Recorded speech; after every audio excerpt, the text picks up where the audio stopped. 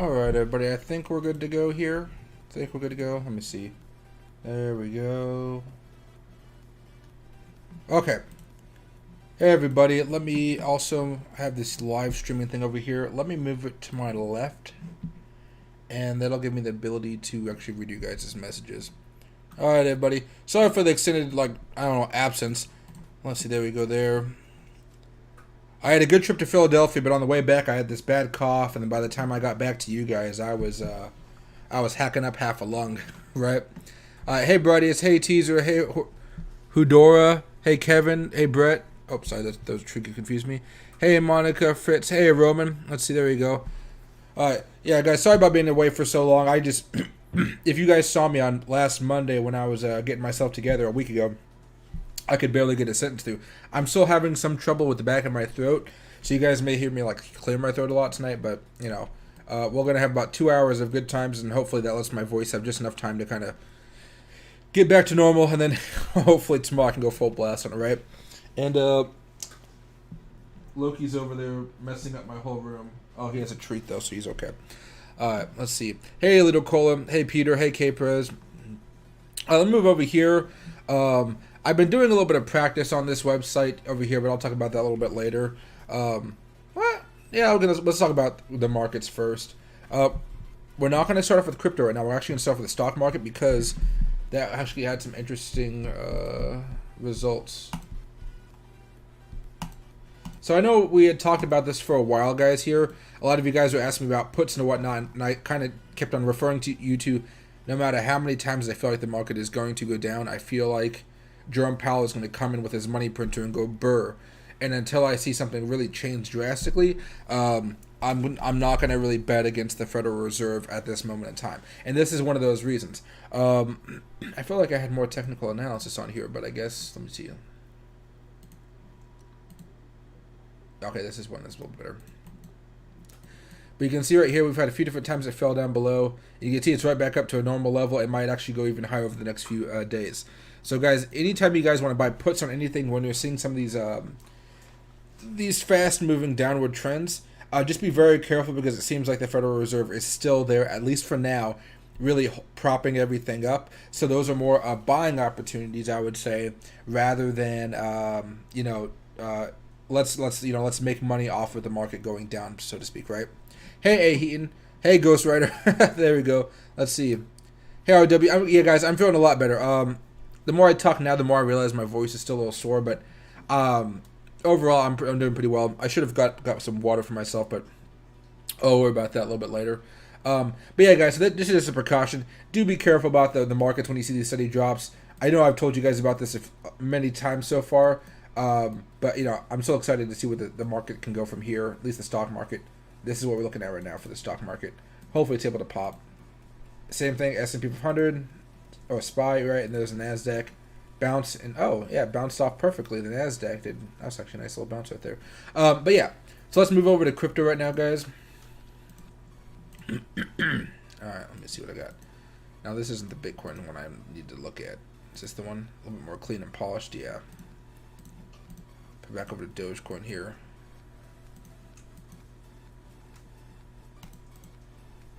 There we go.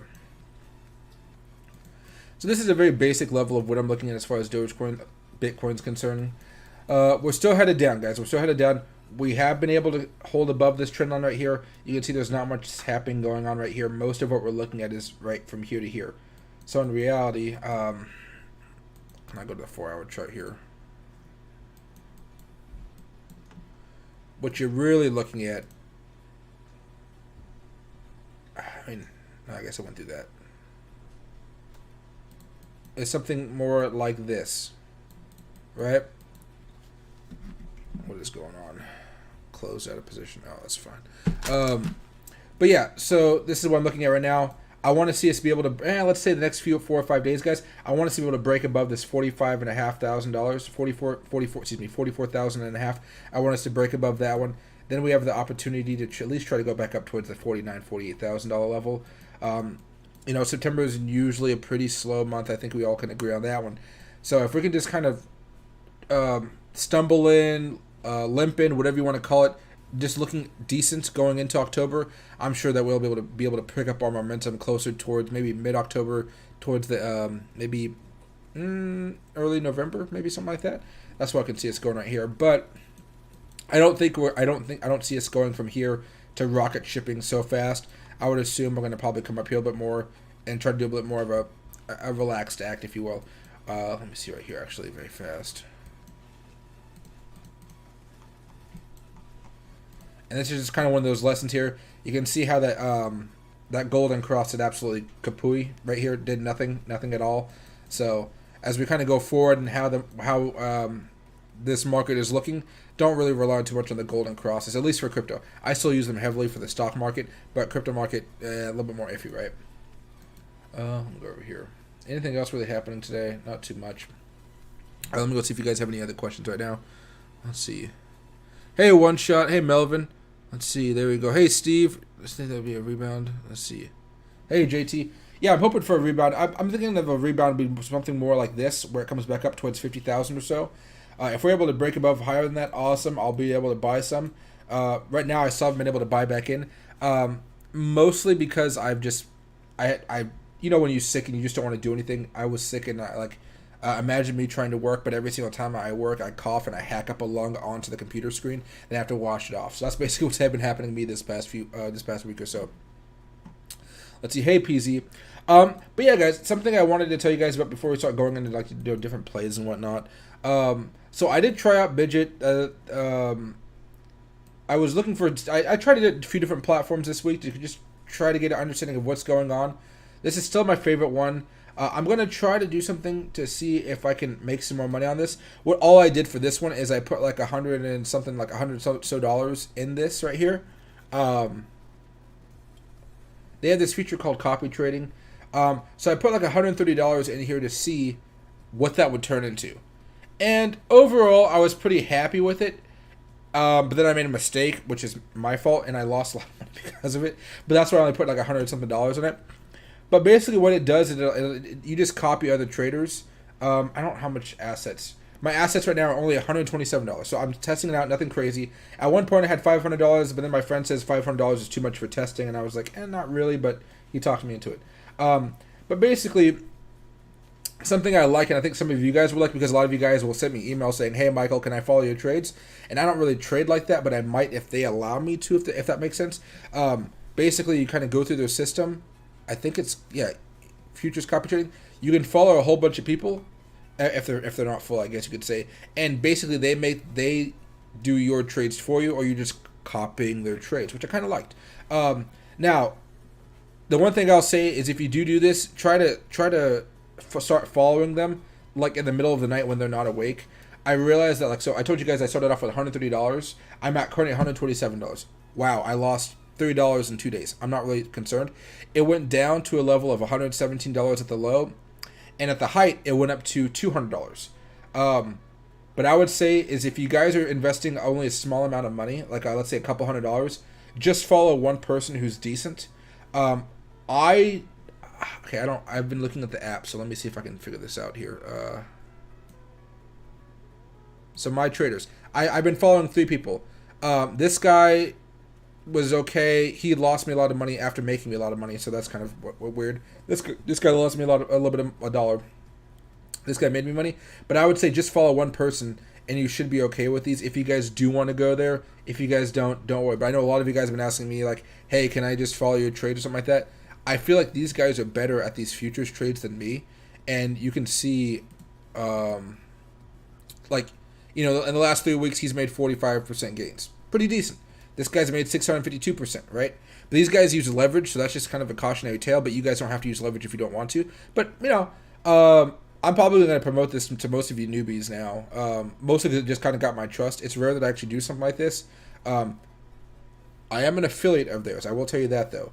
But you guys know I don't promote anything I don't like. But what do you call? Just kind of nice. And so far, if you don't make the same mistakes I did, you guys should be pretty okay. So you have the ability to cancel their trades. Like let's say you feel like you made enough money or something like that. Just make sure if you do that, you cancel all the trades. I forgot that when they're putting short positions down and long positions, a lot of times they're hedging against themselves just to protect some of that protect the downside, so to speak. And so I think I was like out drinking with a couple of friends, and I wanted to shut it all off, but I forgot that that's not the way to turn off the trading. So what ended up happening was I sold all the long positions and I just kept all the short positions on accident. So as it kept on going higher and higher and higher, instead of making profit off of the longs, I ended up losing money because all I held was shorts. So don't be like me. Be smarter. But yeah, but that's enough of this right now. I'm going to try to start doing more day trades on this. And I'm thinking as I start doing more day trades, I think I might just have some like fun little sessions where we kind of day trade together and see where it's happening off of small breakouts, where we might be holding for about maybe 5 to 10 minutes, maybe even longer, depending on how long I'm actually on the stream, right? So I think that might be kind of fun. Okay, but let me see. Do any of you guys have any questions? Hey, Trent, welcome to the Ruby level. Happy to see you, my man. Happy to see you. Thank you very, very much, my man. Appreciate it. Let's see. Hey, D, it's great to see you here and healthy again. I'm getting more healthy. I need to start blitzing videos and doing a whole bunch of stuff.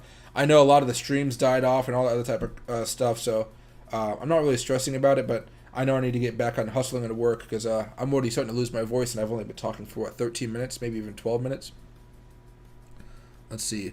Oh, missed that voice? Hey, Ninja. Yeah, guys, I missed you guys a lot. It's been a freaking busy week, and I've been, well, not really. I've been busy recuperating. I have, like, as I sit down all day, like, this is the end of the Dayquil bottle. I have, like, vitamin C. I have melatonin when I'm over here. I got vitamin D3. I got some zinc somewhere. I got some melatonin bottles. I am like drugged up. Well, not now, but throughout most of the day, I'm usually pretty drugged up to kind of survive. Let's see. Let's see. Hey, Peter, what about thoughts on NACD? Let me see. I haven't checked out NACD in a while. Guys, actually, I haven't looked at the stock market much. All I knew is we were due for a rebound on the indexes. NACD having a squeeze, it looks like.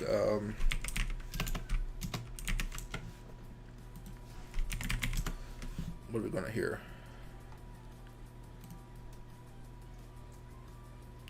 Shortfall 9%. All right. Not what I was looking for.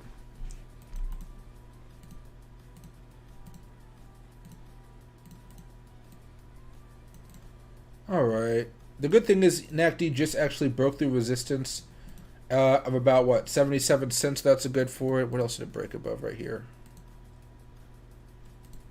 Oh, yeah, it was a decent breakout, I guess you would say. But the volume really came in over the last few days. Over this. Over this. All right.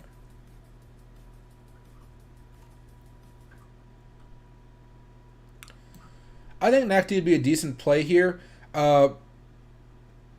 If you're in it, that's better. If you're looking to get into it right now, I would say you might want to take a little trickles throughout the day tomorrow, and if it continues to go up, just hold on to them or add more to positions. I would do this more as a day trade, and then if you want to hold overnight, just take about whatever you accumulate throughout the day, sell about 80% of it, if it's made you some good money, and just keep 20% of it just in case there's a sudden crash. A lot of times in this market, you'll see stuff like this get kind of walloped back down. Well, you see something like this, right? A pop, going up pretty nicely, but then afterwards, after the pop, it goes back down. So you really want to take small positions tomorrow as the day goes on. If the money keeps on raking in, it keeps on raking in, right? And that way, you're only going to do one day trade. If you are forced to do that, you'll do multiple buying trades, but one larger sell trade at the end of the day, and it'll help you kind of, if you do have less than $25,000 in your account, that'll help you out a little bit here. But I think this is fine. I probably would have bought it on this breakout right here as a YOLO play to see if it would get back up towards 77. Then from here, I'd be looking to scale out going forward. But if you're buying right now, it's still okay. Look for that resistance around $1, but if it goes up that high again, that's another 20 or so % gain right there. It's not bad at all. You think cryptocurrency and stock market will crash when the USC debt ceiling last month? No. So I lower roller coaster. I think Congress is going to get their act together. They have to at this point. I don't think they're going to be that stupid. I know they're fighting amongst themselves. Everybody's kind of there's chaos right now. I feel bad for anybody owning infrastructure stocks because they're just like nobody knows what's going to happen with them. But I think they're going to get it done. I think there may be a potential for a government shutdown or something like that. But I don't necessarily think that's going to cause the market to crash. I just think it may lead to another hiccup of what we've been watching over the last few. Let's see. The last couple weeks, if I can just go back over here, where we see stuff like the Dow and whatnot going like this, huge ones, boom, boom, boom, right? these huge drops. I think that may happen. Maybe it'll be a little bit more aggressive.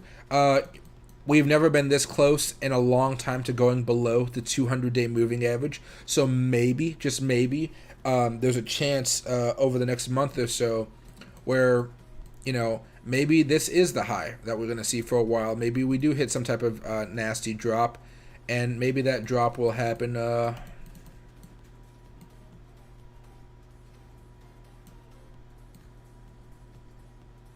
You know, maybe we may have a hiccup, or we might come down a little bit more, or something similar. But when's the last time we dropped below the 200? Yeah, last time we were below the 200 was the 30th of July. So almost a little over a year ago.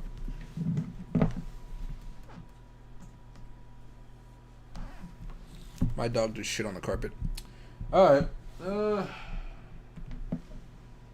I'll deal with that in a second. Hold on a second, guys. I could smell it before I knew what was going on. Let's see, but yeah. So it's been a minute, but you can see 1, 2, 3. It's been a pretty decent level of resistance since it broke out. What broke out? Well, that was a gap down. But so far, it's been doing okay. So I'm assuming that this may give us one good play. If we do fall below this, maybe that'd be a better time to be actually buying some puts. Short-term puts, you would only hold up for like maybe 1 to 3 days just to be safe. Because again, the Federal Reserve is there to kind of kick our butts, unfortunately. Let's see. Hey, Dogepool. Hey, Rodriguez. Hey, Mike. How's Starbucks doing? S-Bucks. And afterwards, I'm going to answer Ghost Rider. Thanks for the super chat, Ghost Rider. I appreciate it a lot. A lot.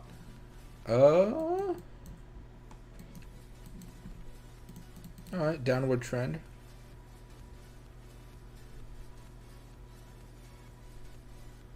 My grandmother's here. And my mother's here. Hope they didn't tell me something and I forgot.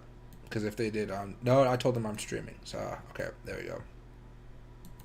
They'll probably just go upstairs and wait for me to be done, since I'm going to end my stream around 8 o'clock tonight, guys. Let's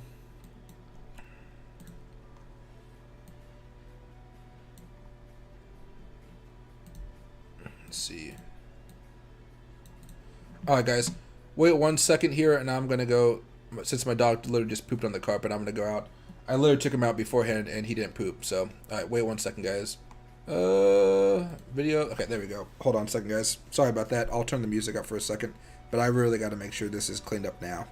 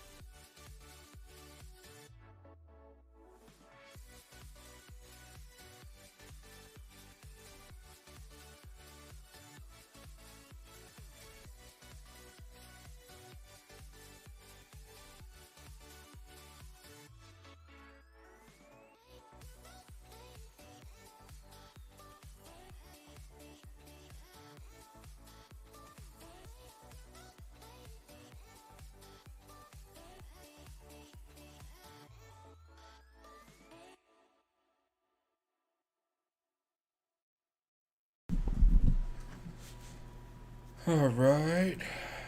Music is okay, just resetting. There we go. Go back over here. Okay, there we go. Alright. Let's see. Wait for it. Hey, no worries, Peter. Thanks for the super chat, man. Where was I going to hear? Oh, yeah, Starbucks, then Ghost Rider. Okay. But yeah, right now, Starbucks actually doesn't look too bad. It looks like it has an opportunity to break out here pretty soon. You know, it's just the way the market's kind of going at the moment. My grandma's calling. I'm going to just double tap that. But what do you call it? Yeah. So right now, Starbucks is looking okay. If you do want to buy it on the breakout, go for it. Just realized that since it did reach an all-time high, I believe this is an all-time high. Yeah, because I had to split way back here. Okay. If it does decide to break out, oh my god. Let's see. There we go. There we go. What I would see right here is if you do buy on the breakout right here, use this as a possible scale out moment, and then from there, hold on a second, guys. I might have to walk my mom inside. Alright, yeah, this is going to be a busy day. Sorry about this, guys. 1 second again. I'll turn the music up, turn the mic off, and I'll be right back. I just got to walk my mom back in.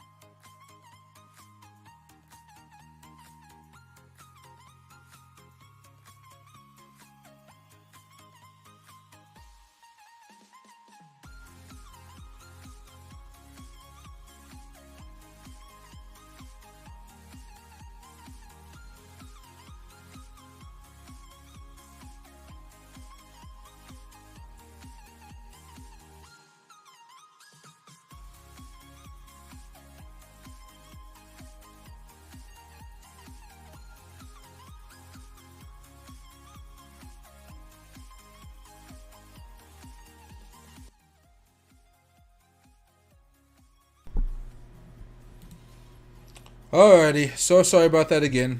My mom wasn't strong enough to get out of the car, so I had to hoist her up, so to speak. Um, but my mom's staying the night because she had a whole bunch of appointments. She's a little weak, and so I already had the guest bed ready for her. But oh, and my grandmother wanted to know what I was doing for my birthday. But yeah, so Starbucks. Sorry about that. Yeah, right now, if you do want to watch this breakout, go for it.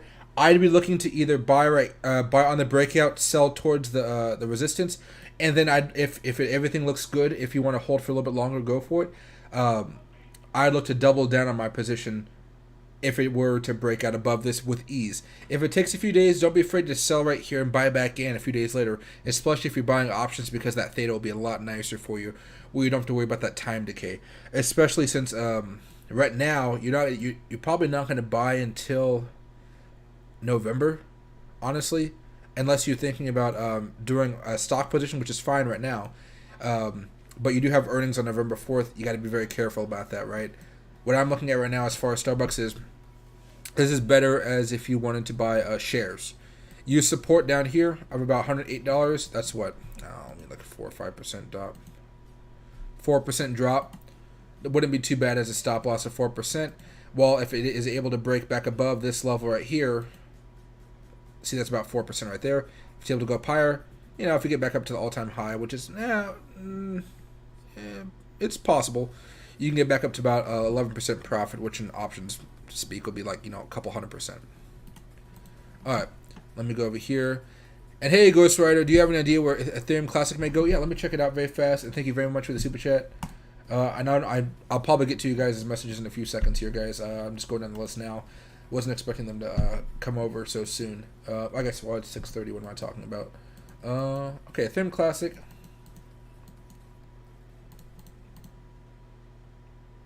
Ethereum Classic.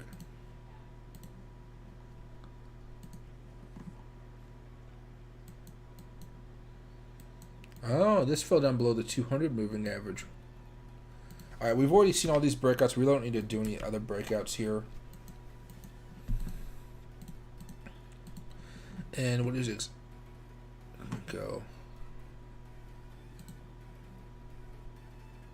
I'm not going to see much there. Double top.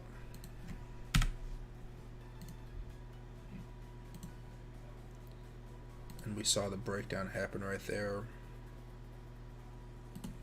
For now, I think it would probably come back down to support around $38 or so, $38.24, maybe a little bit lower than that. For a potential bounce here, I'm trying to see if I see anything else. I mean, if it wants to, maybe just $40 or so. But as I'm looking at this here, Ghost, let me actually change the color of this because for some reason I don't like this this red color. Let's go with white. Excuse me. You can see. Actually, let me go to the 4-hour chart. Make it a little bit nicer. There we go. You can see over the past few days we had a clear breakdown. Tried to break back up, was unable to. And it's almost like I got shot back down, and I'm assuming something probably similar happened with Bitcoin, right? But at this moment in time, I could see this continuing to fall down. Here, let me do one more support level for you. If we drop down below, let's say about $43.81. Let's just say $43.50 to kind of give it a little bit of extra wiggle room. I would say it's probably going to come down to sub 40 levels, closer to $37. And that's just kind of without looking at Bitcoin. That's what I see right now. If you kind of put in Bitcoin here, Ghost, and you put it right here, he's chewing on something. As long as it's not pooping, I'm okay with it. There we go. You kind of see something similar with Bitcoin here. As long as Bitcoin's able to stay above this line, I think Ethereum Classic will be able to stay above this $43.81 level. If Bitcoin starts to tumble below this 41,000, let's say $41,000 level, somewhere around there, I could see this easily coming back down because Bitcoin will be coming back down to at least 39,600, but it will come down a little bit heavier most likely because shorts will take control. back down to the $37,000 level. And that's where, that may be a good time to be buying a lot of positions. That's kind of where I'm looking to start buying back in some of these positions here. You guys know over the last few weeks, before I got sick, before I went to the wedding, I was telling you guys, I was just kind of being patient and waiting some stuff out here because a lot of the swing trades that we all made, a lot of us bought down here. We bought a whole bunch kind of just waiting, unfortunately, right? But when it did finally pop off, we sold at different levels. I ended up selling a lot of my crypto on the first breakdown, which was right here. And that was, how long was this rally for? 37-day rally? Finally sold it here. You saw how I sold low and it went up even higher, but I didn't buy. And I sold the rest of my, I sold about half, and I sold about 25. Say I have about 25% of my holdings left for swing trade positions. What do you call them? I sold them on this secondary breakout right here. So right now I'm just being patient. I bought a little nibble right here. Didn't work out, of course, because it came down here. But that's why I'm still basically just being patient with this. And so far, guys, when in doubt, trust the trend. We're still heading down right now. So until this makes a nice little reversal, gets back above, let's say, short term, I could see this trying to get back above. I wanted to get back a breakout above this one and hold above this $43,926 level.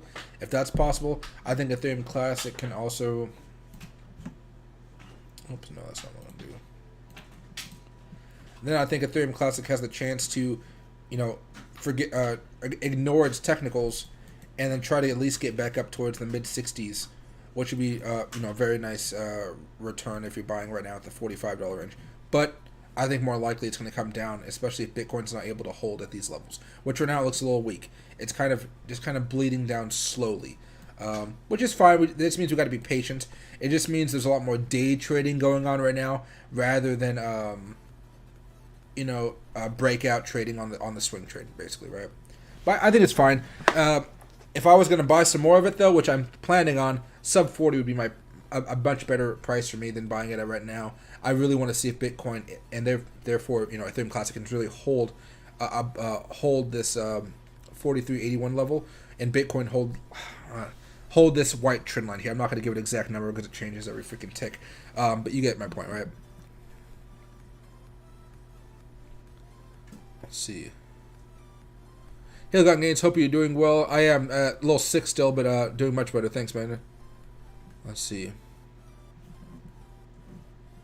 I can see if I can overlap it. Normally it doesn't like me to do that. Let's see. Let me see if I can do this here.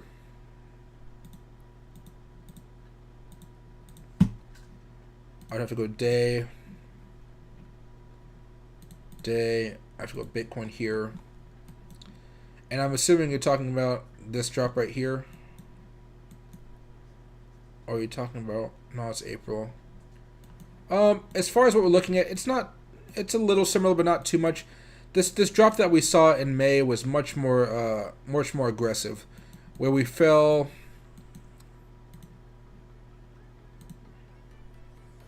about 50% in 7 days. So far, we're not even hitting that close level. Right now, we've only hit what? The low. Let me go to the low. 24% in 18 days or so. So this is much more of a slow bleeder. I like these slow bleeders better than this. Usually when we see crypto fall in this harsh manner, guys, people get scared out for a while. And, when people get scared out for a while, that means, you got to be patient. You're not making as much money as you want to, and, life is just kind of sucky, right? Or I want to say the other word, but you get okay what I'm saying. Because this market that we saw where everything was kind of dismal, it lasted about 62 days, close to 2 months, right? So definitely that was not a fun experience for anybody. Although, after the bull run that we just had, everybody was happy to make some money. Oh, there we go. And Dogecoin still holding its levels fine. But guys, Dogecoin, I'm waiting for a breakout as far as this one goes as well, guys. But Dogecoin, I'm not going to invest any more money into it until I see something really, like I told you guys this before, but just in case anybody knows, I'm not investing any more money into this. I have a long-term trade. I'm gonna hold on to that one for a while. But if we end up going down below this like 15, or let's just say this low of 15.99, so a little under 16 cents basically. I'll probably end up selling some of my long-term position, because I sold most of my long-term position way up here around the 50 cent level.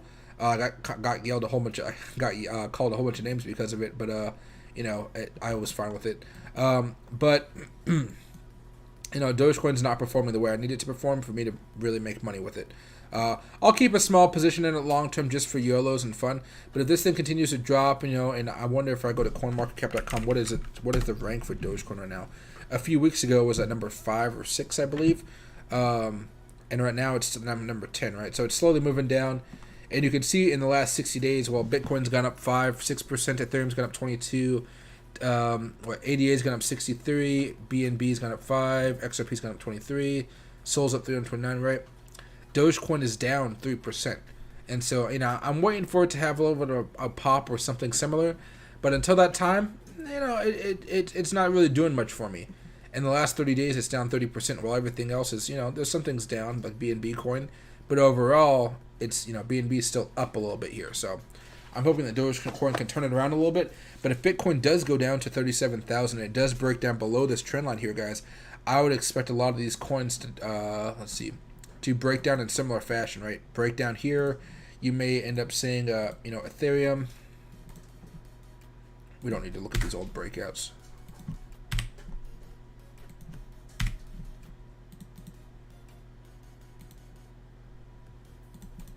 Tap, right? You may see Ethereum break down below here, and then hopefully the 200 moving average can help it, but I think that would lead to a big, I think we would most likely drop below that 200-day moving average, which would lead to a very long, nasty red candle, which I think we could easily get back above, given some time, but that would not be the best thing to be looking for right there, right? Unless you guys want a discount. There we go. But I can see a breakdown with Ethereum. You're going to see a lot of these same patterns right here. And, a lot of times we only look at Bitcoin and we say Bitcoin's driving everything. But a lot of times we get these little signals that, like, wow, a whole bunch of altcoins are looking like they want to break down right now. They're all testing support, even though Bitcoin isn't testing it just yet. So it's when it comes to those type of scenarios where I'm saying, well, maybe the altcoins are leading the way right now. Maybe the altcoins are, letting us know that, hey, we're going to see a potential drop here. There we go, right? That doesn't look too strong. Although I will say XRP, that's a nice little, it's not too much of a channel right here. I'd like to buy some XRP around 50 cents if possible. You see BitTorrent, same type of thing. If it hasn't fallen already, BitTorrent may be falling. BitTorrent's already coming down a little bit here, but a lot of these already broke down a few days ago. So, same thing. Oh yeah, right here, Ethereum Classic broken down. So just be careful with it, guys. We are seeing what is this, LTC? We are seeing a lot of stuff break down at the moment. I could put this here. I feel like it'd probably be better stood right there with that breakdown right there, right? So there's a lot of stuff that's already broken down or thinking of breaking down. So hopefully Bitcoin has the power to override that, right? But sometimes the altcoins are giving us little signals. Let's see. ADA is a special case here. The final point to be selling that was clearly right here. But if you guys caught that ride, that was a crazy ride. There you go. Same with ADA, right? So you're seeing a whole bunch of stuff that looks like it wants to come down another leg. Hopefully, I know a lot of you guys have been saying, well, not a lot of you guys, but some of you guys have been saying, I think 40,000 is the floor. I hope it's the floor. I really do, because if we end up coming down a little bit more, this is the wrong one, then that's where stuff gets a little bit, little tricky, so to speak, right? Okay, let me go right here. 4-hour chart, and let me go back to Doge. And if you guys have any questions about coins, let me know. I'm going to start getting back to some of these questions now.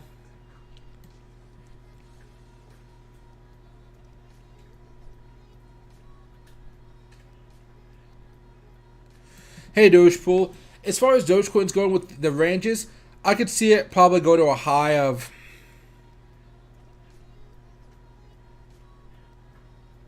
since it's been underperforming so much, probably close to 50, 60 cents, something around there.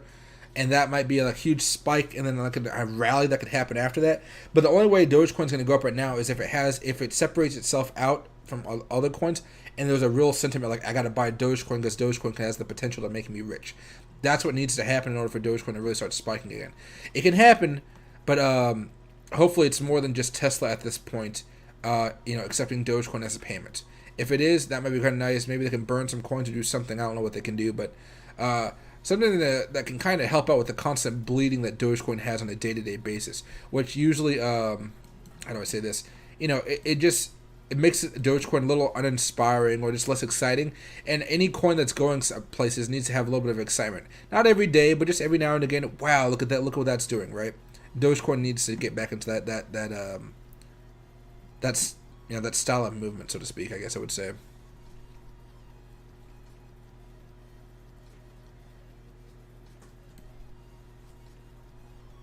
Let's see.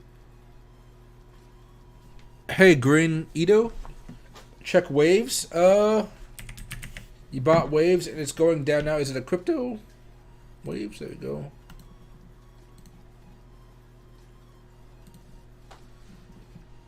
And you said you just bought at 28. Oh, yeah. So be careful when you buy stuff like a lot of these coins, especially when Bitcoin's dropping right here, guys.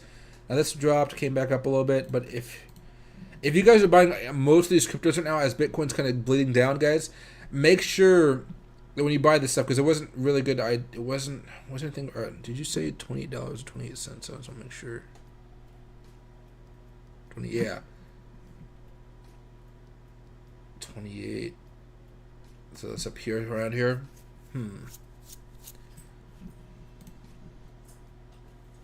Yeah, this might go down even more, my man. Let me pull up this right here. Let me see if I can pull up a level of support for you. Right now, it has the potential to go below, let's just say $20.74, but it has the potential to go lower than that, especially if Bitcoin does take that drop we're talking about here, guys.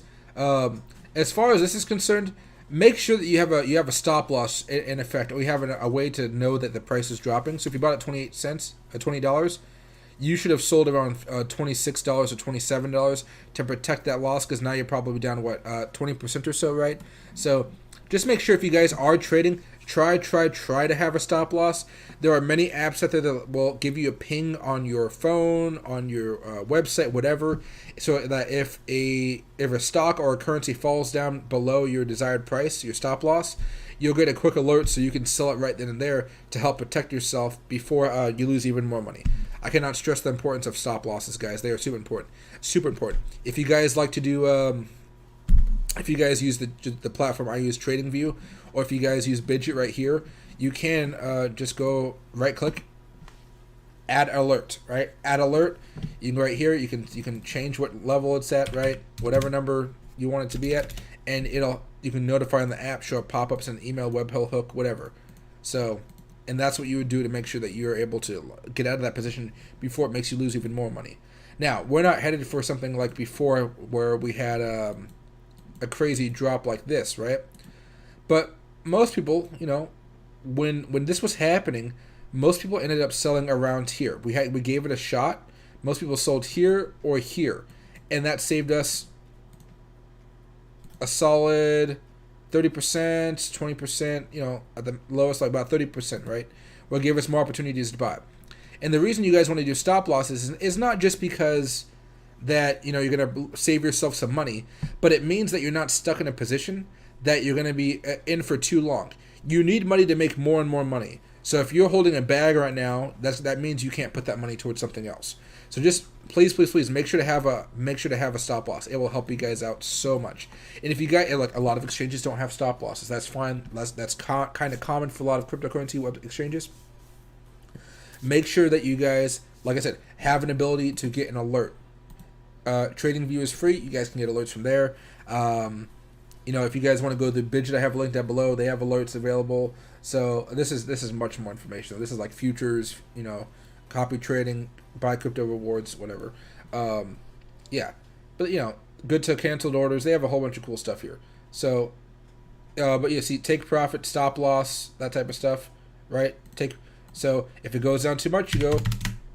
If Bitcoin goes down to $20,000, that's when it's going to sell automatically. I don't have to be next to my computer. Having an exchange like that, it means worlds because for some reason, I really don't know why, I want Robinhood and Webull and some of those other exchanges like Voyager, I want them to be able to do this because I think it's a very valuable tool for a lot of traders out there. So, take a moment, see if you can find an exchange like this. If you guys want to use Bidget, you guys can. I have a link down in my description. I think you get some free crypto for it. But, if you can find an exchange that gives you stop loss and a... my dog is doing something. He has a tennis ball. All right. But yeah, so take your profit price or a stop loss. It'll just save you so much time and effort. Or if you guys don't want to use Bidget or anything like that, just use the secondary method where you go right click on Trading View. Save you guys so much time. Like I really mean that, because when I first started trading crypto, I kind of would hold on too long, and I would do a lot of the same mistakes a lot of people here do, and it just never ended well because I just become a bag holder. Because not that I wouldn't sell like with any discipline, I would normally be asleep as this was happening, asleep because I had no alerts on or no nothing, which and that's never a fun thing to be in, right? All right, let me go back over here very fast. Let me go back to the 4 hour.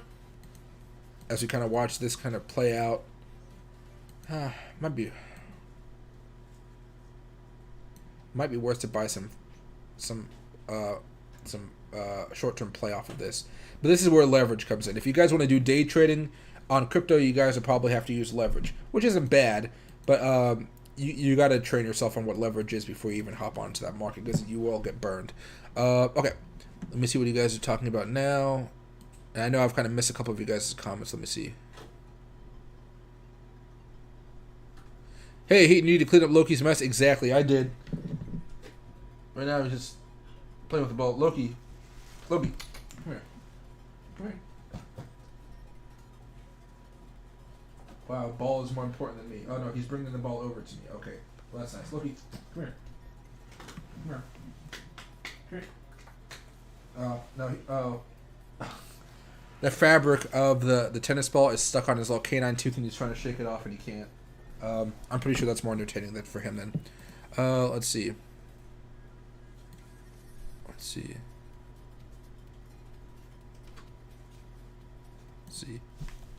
Hey, Goldfish, you want to look at Apple? Yeah, Apple. So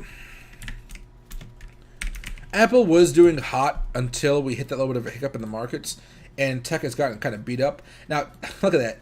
We had a nice breakout. It was a decent breakout. Went up a little bit higher. This one was kind of hard to call, though. Let me see.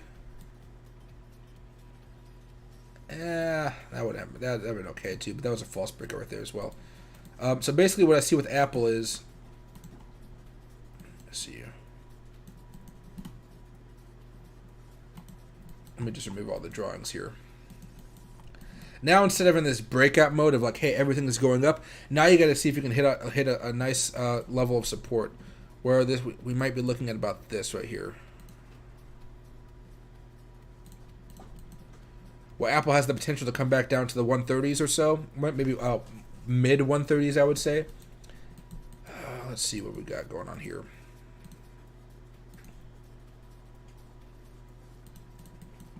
There you go. That's what you got to be looking at. Or can I drag this on a little bit more? Or does that do the trick? There we go. Now, you could call this an ascending triangle, but it's not really angled enough for me to call it that yet, so I was thinking of this more as an upward channel, so to speak, right? What do we got right here?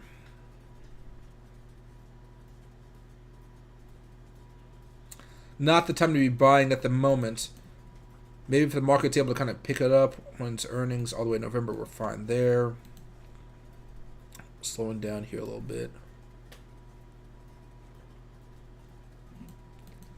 Yeah, I think if you're going to be doing anything right now, you're going to be buying puts for maybe a couple weeks out and seeing if it can be able to drop down a little bit more. But right now, I wouldn't be buying much on this one. I'd be waiting to see if it can come over here towards support. If it's able to, I would buy down here and play a bounce. Or more likely, I wouldn't be buying too many options on this. Excuse me. I would just be buying some shares over here and see if I can ride those back up slowly over time for a decent profit, because if it does end up bouncing up off of this level right here and let's just say it goes back up to where it is now, 145. That's still 8% profit. It may take you a couple weeks, but 8% profit for holding for 2 weeks is not a bad idea. If you guys want to trade options on it, you guys could, but that's what I'd be doing right now. I'd be kind of waiting, because that's like 1 tap, 2 tap, 3 taps, about 4. So this could be number 5. It's a pretty nice level of support. Now, if it falls below this, I would happily buy lots of puts on that. Even if I think Jerome Powell is going to kind of sink it down a little bit more, falling below support level like that, as long as the Dow and the more importantly the S&P 500, as long as those look okay, as far as going down, right? I would look to buy puts for this short term, because that's a big breakdown that would have to occur right there. Forget about this upward white line. Look at that. That'd be a good time to be buying some puts. You would probably want to hold those puts on for like a week or so. That's how good those would be if it does end up breaking down below this level right here. And then of course, if you were going to scale out, you would scale out at certain intervals, such as $122, $115. Now, if it gets all that way that low, you know something's really bad in the country at that point, right? That's a recession bad. So hopefully that doesn't happen for a while, and that's why, I want I'd rather see this bounce and continue to go higher instead of crash down and go down to like 115 or so, because that would not be good for the markets. That means something really bad happened, or China did something crazy to Apple, where you got to be very careful at that time. But for now, play the bounce. Not really worth the time to be buying right now. If you're doing anything right now, you could be buying some shorts or buying some puts. I think this has more room to go down, unless the market has a crazy blockbuster day. But with China kind of throwing a hissy fit at Apple, and Apple will probably get their way in China, but since they're having a little bit of a tissy fit fight, I don't think that really helps out Apple's price, their share price, if that makes sense.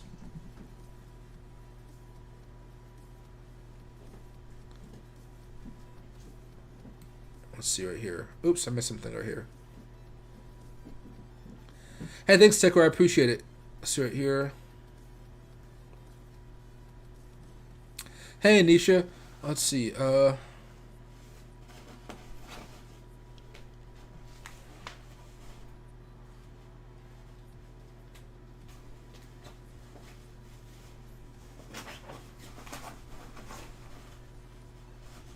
Hey, thanks, Jack Black. I appreciate it. Oh, and thanks, Ghost Rider, for helping with the spam. Man, whoosh. Let's see. Let's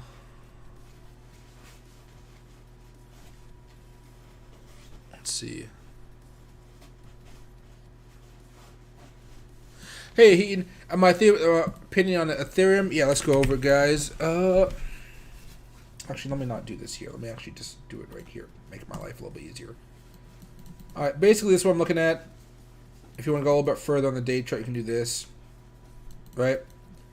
Again, we have another coin. Loki, stop. What do you call it? Again, we have another coin that looks like it's trying to break down right now. So maybe it'll bounce off support. Maybe it will try to go back up towards 3,600, excuse me. But right now it looks a little bit weak. We do have the 200-day support as a good level. Let me see.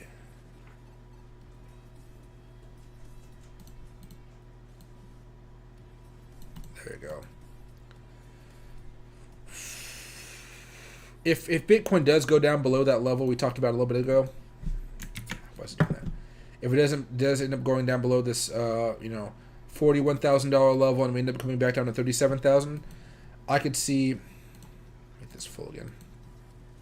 I could see Ethereum going back down towards at least $2,400, possibly even down lower than that. But I'm hoping it wouldn't go down that far. Where's support right now? Previous high. Yeah, I could see it going back down to about, I'll say about 2,400 short term. If it goes any lower than that, I'd be surprised. But that's a Bitcoin. It can go lower, but Bitcoin would have to take a real big tumble, which I don't think is going to happen, right? Let's see. But yeah, as far as what I'm looking at right now, I'm being patient with it. Hopefully it'll hold. If it doesn't, if you guys wanted to short it on this breakdown, you guys could. But of course, you guys would be using the Bitcoin chart as well to help you out with that one. So I guess I'm going to swallow a quick cough drop. There we go. But it's not a bad chart. It's just because of everything going on right now with Bitcoin and the markets and whatnot, you got to be patient. Although I will say, guys, I don't know if many of you guys noticed this. There was a beautiful W play here. That W play was you were going to buy right here at 2,400. That could have made you some beautiful profits right there. Don't forget the W. People call it double top or double bottom, but a lot of times the bottoms don't actually, they're approximate bottoms, so they're not exact double bottoms. But yeah, so right now, Hayden, a lot of crypto still looks a little bearish to me. Enough where I'm not buying anything at the moment. Maybe I'll buy some shorts on this eventually. Remember I told you guys about the copy traders and stuff like that that I've been following? I would assume they're probably going to do some shorts as well. One of the cool things I can see when I do the copy trading, I'm still getting used to this, so forgive me here. As much as I like this platform, I'm still getting used to it. Copy trade, history. Oh. Unified features? There we go. So you can see all the trades the guys have done for me. And you can see some are good, some are bad. These ones are kind of bad because I messed up when I remember I told you guys I canceled some positions. Everything was good or fine with me because you can see this is only 20 cents, $2. It's not really a lot of money, guys, right? This $44 once he did on XRP, this is what killed me.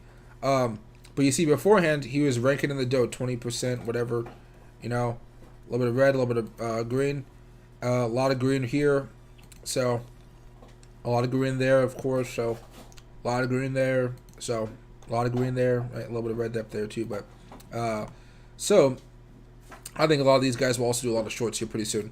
So, but I'm thinking that we're going to go down a little bit more. Back up here, there we go.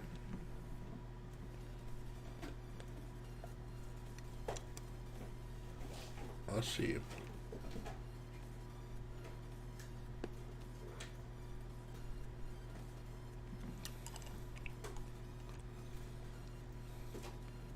Hey Phil, you looking at the month chart? Let me see.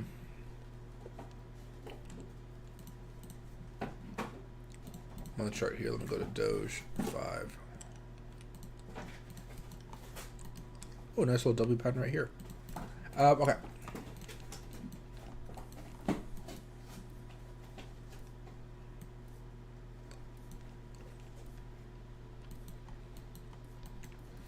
Now, what are you looking at here?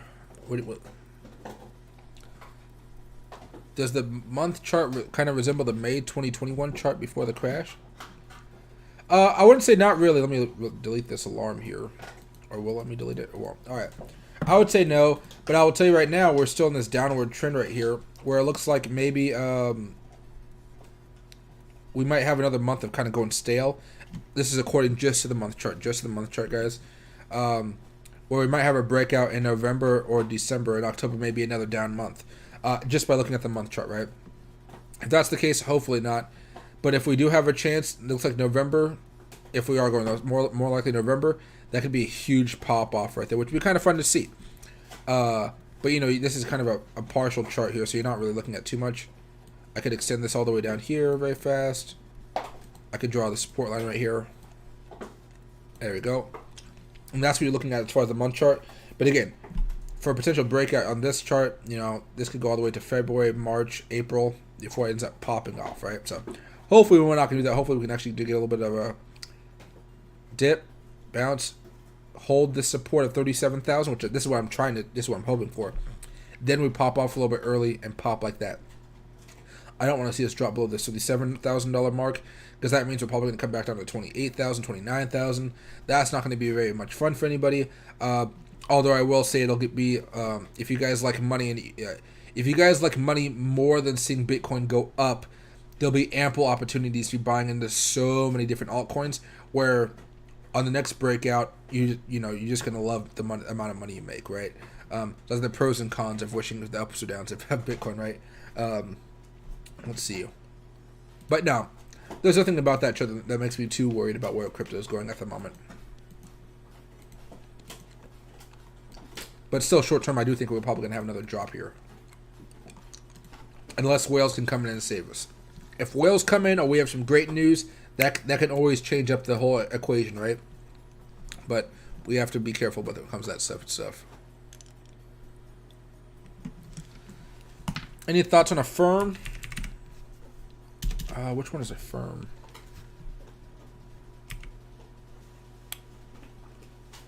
There you go, firm holdings.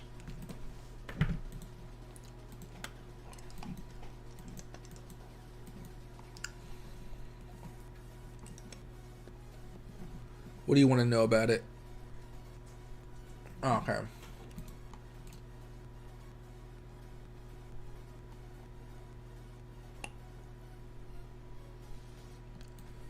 Well, that's some weird gap ups right there. All right, right now it is headed towards resistance up here about 147. I think it'll try to at least pump up towards that, at least 140, if not somewhere around there. But I think this thing still has a little bit of gas left in the engine, so to speak, or gas left in the tank. Sorry, guys, I'm a little tired. But yeah, I think this thing has a little bit more gas left, and then once it gets up to here, then you'd probably want to start scaling out. If you're buying at 128, I'd be looking to scale out somewhere between 135 to 140. And then if you want to hold on for a little bit longer, maybe 140 to 145. And then if it does get above 147, buy back in and buy the breakout or buy some options on it. But, you know, be careful with this one.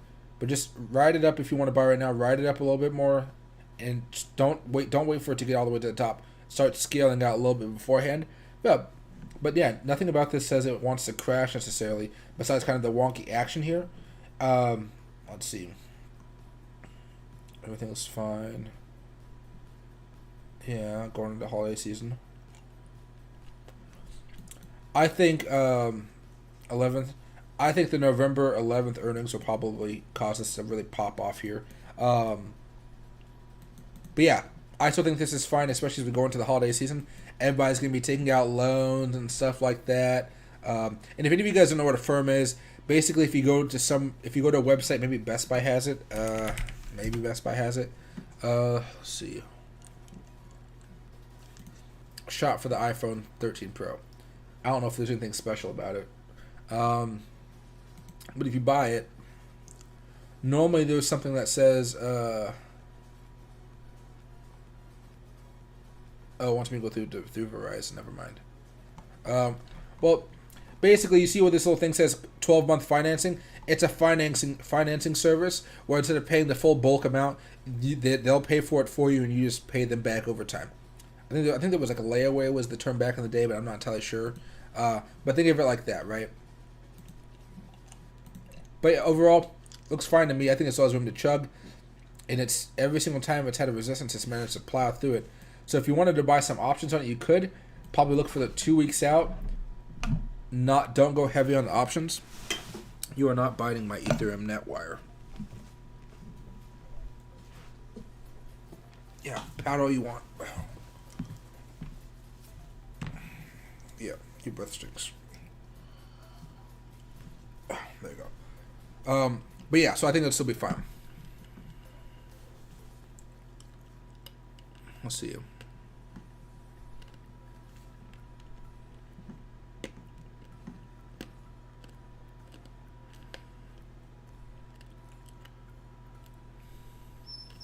Hey, oh, is my birthday tomorrow? No. My birthday is Wednesday. My birthday. Little doggo. Yeah, my birthday is Wednesday though. Oh, I know you're gonna be, baby. You can't stop biting wires, and what biting wires is bad. Now you're getting tangled in my wires. Say hello and I'll drop you. Well, let you down. Okay, boom. Okay, I know you know what I mean. Stop biting my wires. Lay down in bed. There you go. Now he's laying down in bed. Hey, Doom and Michael's my long-time hobby. Appreciate it, my man.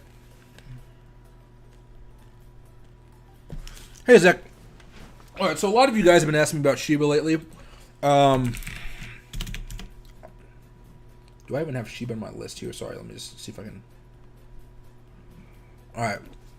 Yeah, so as far as Shiba, in my eyes, it's worthless, but it's something worthless that I like to own, just in case, right? And the way I look at it, I might be able to find something better here. Maybe if on this one.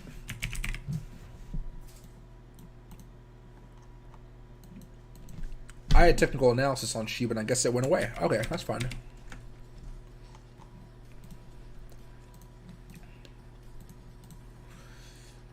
Alright, what type of music is this? I feel like it's Christmassy, but Oh no, it's spooky. Alright.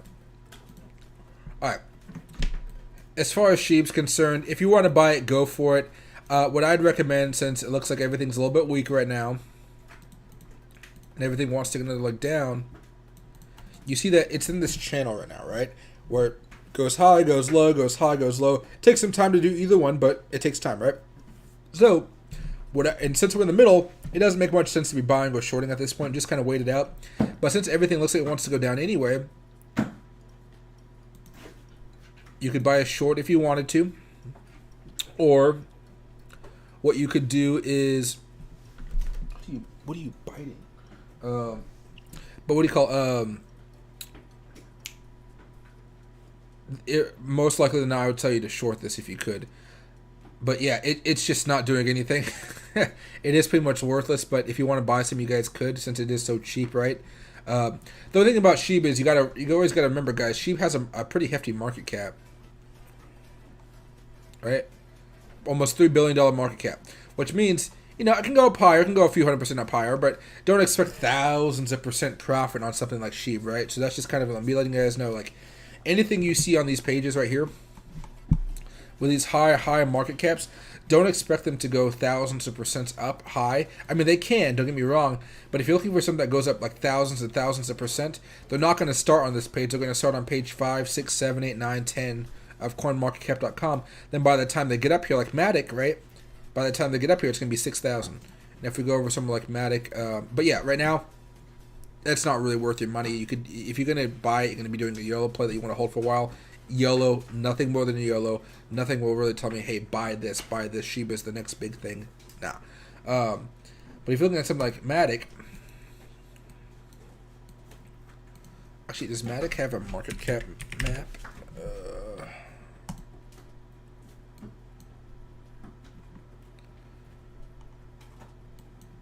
So let me change this up. Actually, let me just go to the week chart. So if you wanted to buy Matic, where was this at when you could have bought it? $33 million market cap. $33 million market cap. If you went all the way back down here to March of 2020, this is back in the, you know, the recession COVID thing hit, right? $29 million market cap. Now it's all the way up here in the billions. But I really want you guys to stress this. Like, when you guys are buying positions for long-term holds, sub 50 million is a good place to go. Which is why when I go over here to coinmarketcap.com, or 5 right here, let me go to price. See right here? You get into the 50s right here. You can go less. I mean, 100 million is fine. Less too, right? It doesn't matter. Like, you can technically go like less than 200 million. But you get my point. Let's just say so you have more options. Less than 200 million market cap is what's going to be needed to, when it goes boom, you become rich. That's what we need to have happen. And then over time, we needed to get to that first page. Now, that could totally happen, but you guys get what I'm saying. You guys aren't going to buy SHIB right now expecting it to go 6,000% up. You're going to buy SHIB because you want to make a quick 30-40% in the next few months, right? Okay, I'm just going to let him chew on anything he wants at this point. But yeah. So, you know, if you guys ever wanted to see what the market caps are on a lot of these, you could, like even BitTorrent, BTT, do we have the market cap?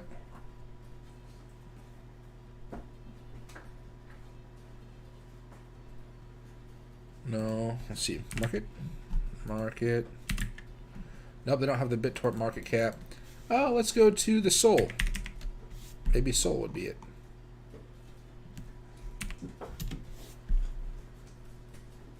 There's probably a way to search for it that involves the market cap. But you get my point. There's a... Yeah, I'm not going to find it apparently.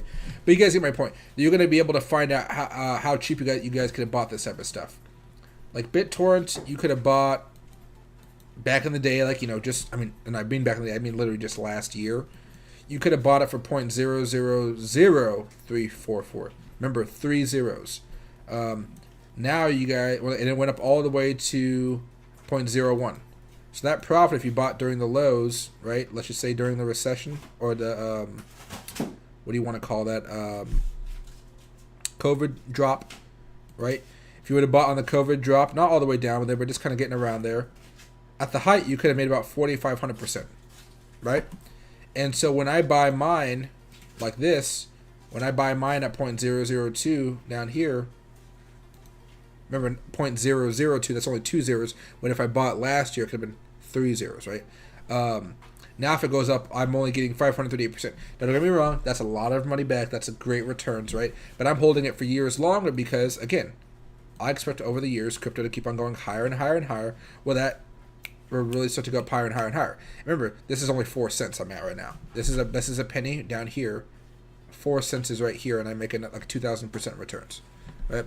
So that's what I need to have happen for me to get those really good returns, and that's why I'm waiting a while for this stuff to happen, right? Now, if I wait 20 years or something like that, or 10 years or 5 years, and this goes up to 30 cents, 30, on a really big rally, everybody's hyped into like a Dogecoin type of social experiment type thing, it'll go up 30 cents will bring in about 102,000% profit. All right. Oh, sorry, 10,000. 10,000. Oh my God, that would have been crazy. 10,000% profit from where it is now. If I went all the way back from before, who knows how big that number would be. So guys, when you guys are focusing on these market caps and things of that nature, think long term if you're holding for, if you want to do these longer term positions. Long term is going to be much more safer. But if you guys are looking, if you guys are looking for more YOLO plays, don't be afraid to go for something under $50 million market cap, $100 million market cap, $200 million market cap. I prefer stuff under $50 million market cap, but really, if I'm going to tell any of my friends what to do, I would say 150 less, maybe preferably under $100 million market cap is where you guys would want to be looking to buy some new positions. Especially as a lot of this stuff is looking to go down, down, down. Actually, no, what do we have here? Oh, this is a weekly chart. Yeah, a lot of this stuff looks like it's so wants to come down a little bit more. Ethereum. Yeah. Alright. Let me hop back off of this one now. Put on Doge for a second. Okay. And here we got Bitcoin on the 5-minute chart as well. Not bad. A very ugly W chart, but a W chart none the same.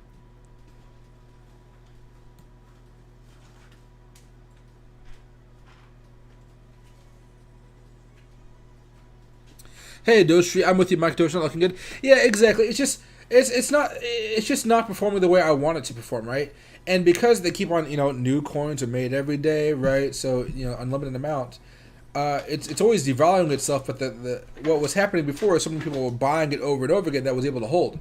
And since it's since nobody's really buying it at this time, it's just kind of bleeding out.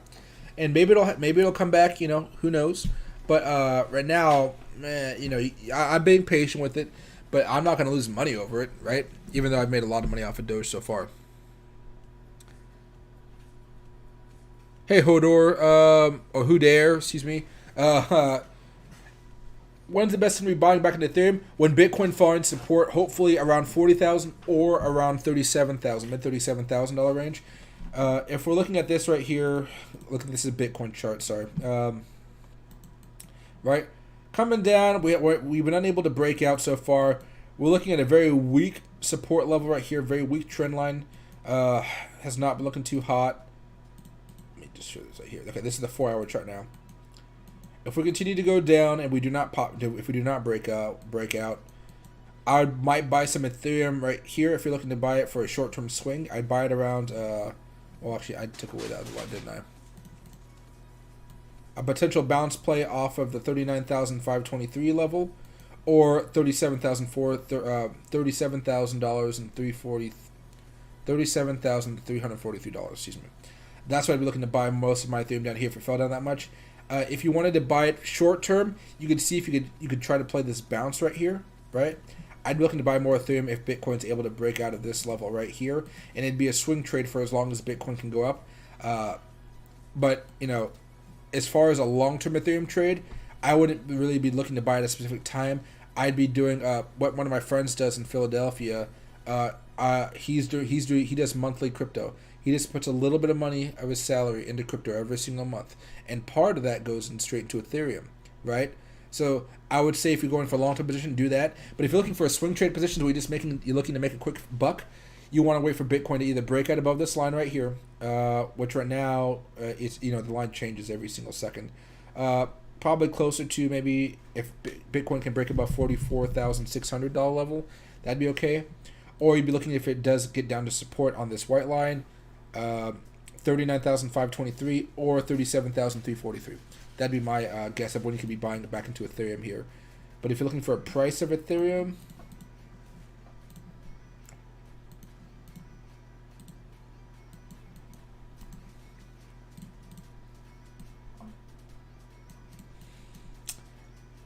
$2,423, not a bad place to start.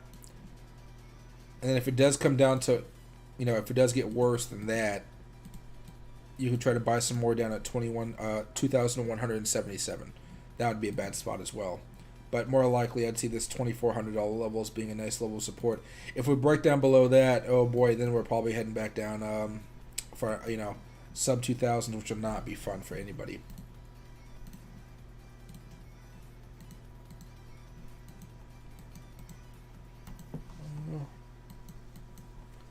There we go.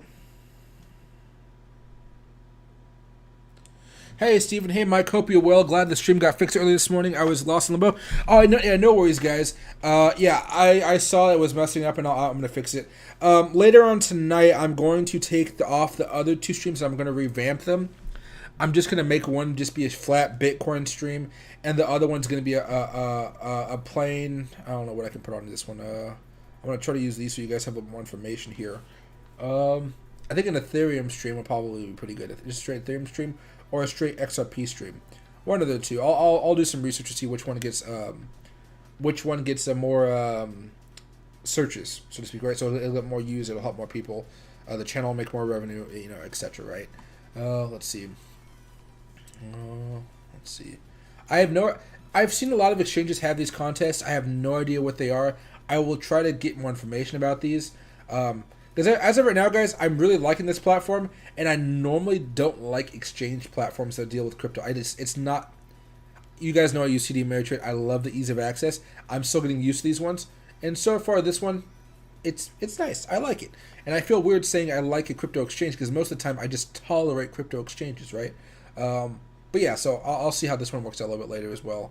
And then if I do start trading on this platform, where I become a copy trader and I start trading futures, what I'll end up doing is I think I can become a trader. Oh, I got to verify my identity first, I guess. But if I did do that, I would let you guys know. But I think only accumulated followers 700, 2,000. Okay, so I don't know what. Oh no, I don't know how you decide who can follow you and whatnot. Sorry, guys, going back to hacking up a lung. But if I do, I'll let you guys know.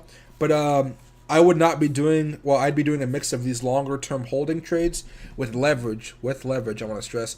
And I'd be doing some short-term trades like these, with leverage, right? If I saw both Bitcoin and Dogecoin looking okay on the 5-minute chart, right?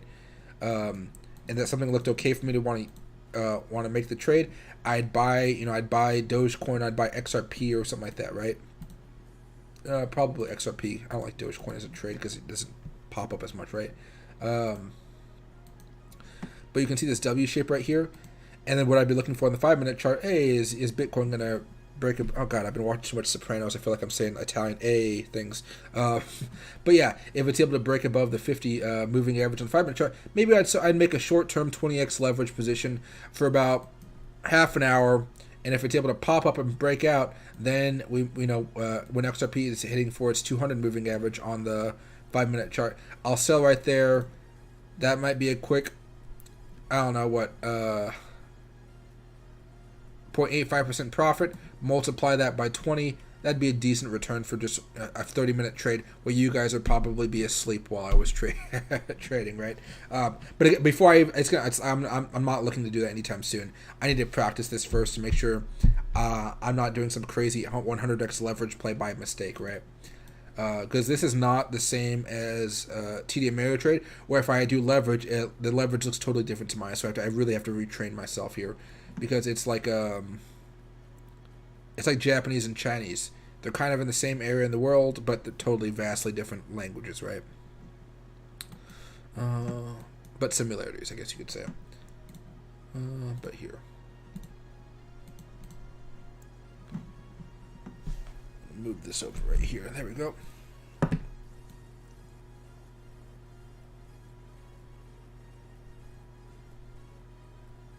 Let's see. Hey, Ghost. I need my health. Money can't buy that. For real.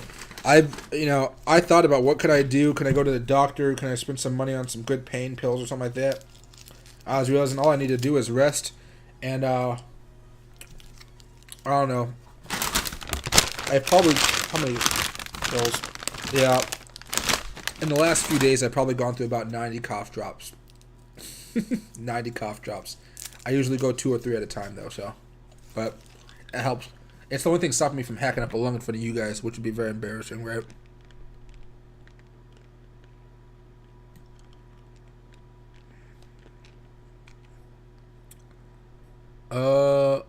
Oh, geez, I just missed a whole bunch of messages. Hold on, guys.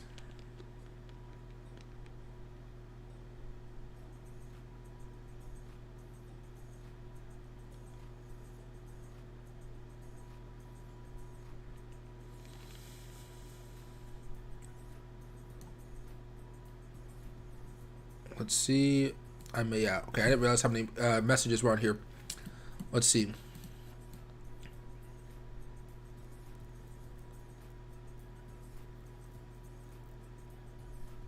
Let's see. Eating my tamale pie. Ooh, that sounds really good. Let's see. Hey, Blair. Happy to see you back, my man. Oh, hey, there you go. Love you, man. Sorry I haven't been around in a while. Keep it up, bro. Hey, no worries, Blair. I was literally on... I went to Philadelphia for my friend's wedding. Yeah, at the hotel, I think I caught the flu. And when I got back, I streamed for 1 day, which was Monday. Then I literally was hacking up a lung like every few seconds while I was talking. It was bad. So I literally just like took some time off. I've never had a job where I've had to talk before. Well, okay, I've had plenty of jobs where I've had to talk before, but not where my entire being, like while working, was to actually talk, right? And so I realized pretty soon I could not do the stream, so I took a little break. So don't worry about it, Blair. I've been away for a while as well. My friend's wedding was really nice, guys. Before I go back down, I'm going to start blitzing through some of your questions here. And if you guys can, please make sure to subscribe and like the channel. It does help out a lot. Or like the video. It does help us out a lot. Do I have these videos? I do not have them. Let's see.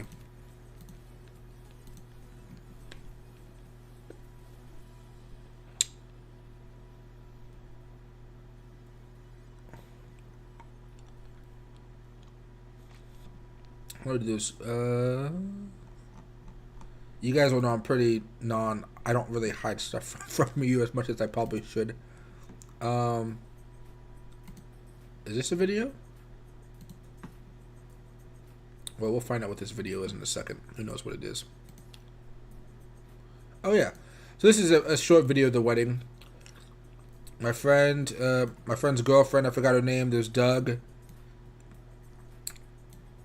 Harry, Tyler, and then everybody dancing out there. Us, all the bachelors being very awkward. And then, oh yeah, Brent eating a sorbet. There were some really good sorbets. But they had a 16-person band out there. So it was a very, very lively night. A very, very, very lively night. Oh, and there's this was the wedding boy right here. This is the guy getting married. And yeah. So he's the reason I spent like $3,000 to go over there. Awesome guy. One of my best friends. Let's see. But I'm going to go over to visit him actually next year. And he's helping me find some good hunting places out in Washington because I'm so lost. I've never hunted in Washington before. I've only hunted in Montana. So I'm pretty excited to find some good places out here as well. Let's see. And thank you. Let's see.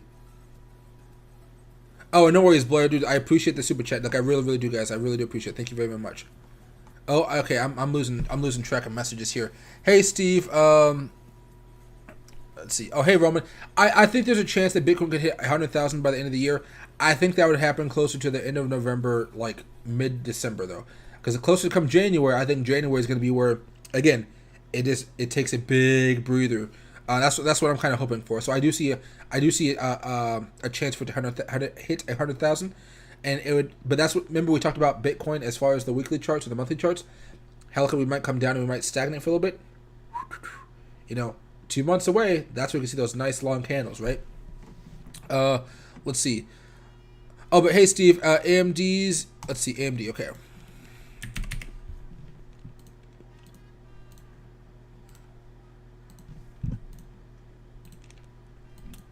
Oh, look at that. That is a nice little breakout right there.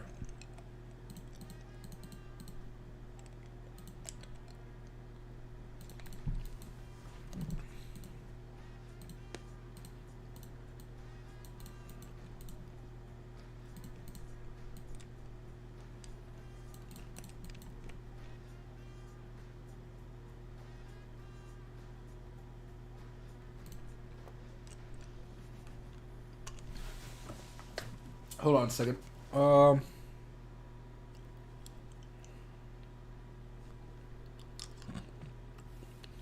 want to see if I can find any AMD Apple flow today.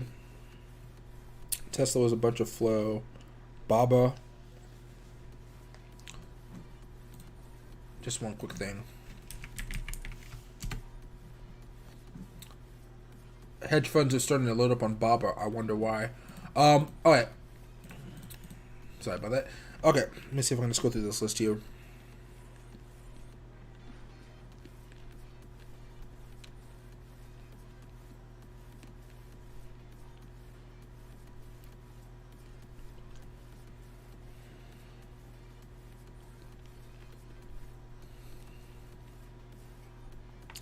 $27th.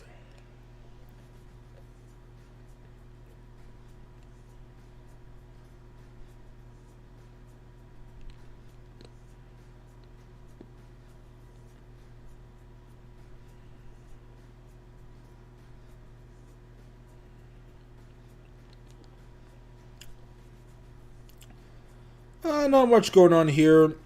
It looks like somebody's buying some strikes up for at $120 strike price that are going to expire somewhere in October.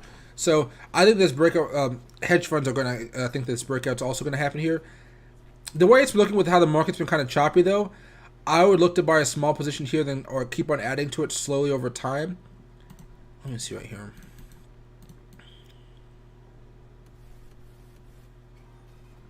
Or no, here that's just the 30. This is the 20-day moving average. Sorry. I would look to buy some right here, maybe at $112 strike price calls, looking for 2 to 3 weeks out, and then I would look to start scaling out at not at this level of resistance up here at the all-time high of 122, closer to 114 or so. Because AMD overall, guys, like it has its breakouts and whatnot, but usually the breakouts, that's a beautiful breakout there. When's the last breakout that we had after that? Before that, they're pretty aggressive. This was kind of aggressive, even though every single day it started going back down.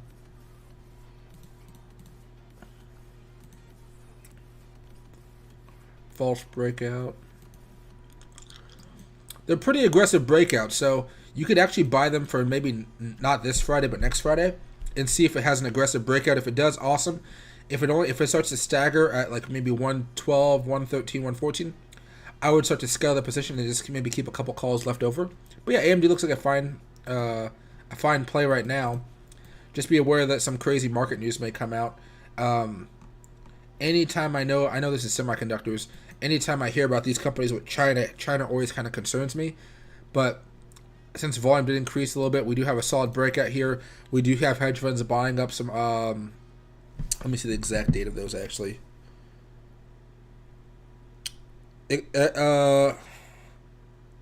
November 19th, 120 strike price calls, 261. That means the calls are fairly cheap. Everybody else is buying them. 97, 10, 15. So they're expecting some movement, but they're buying a lot. A lot of these calls are being bought in the money.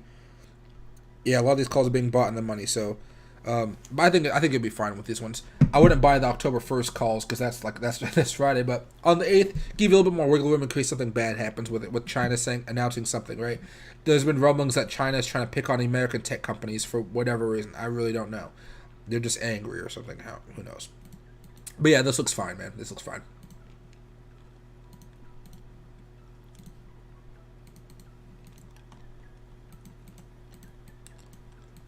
There we go. I'll show you.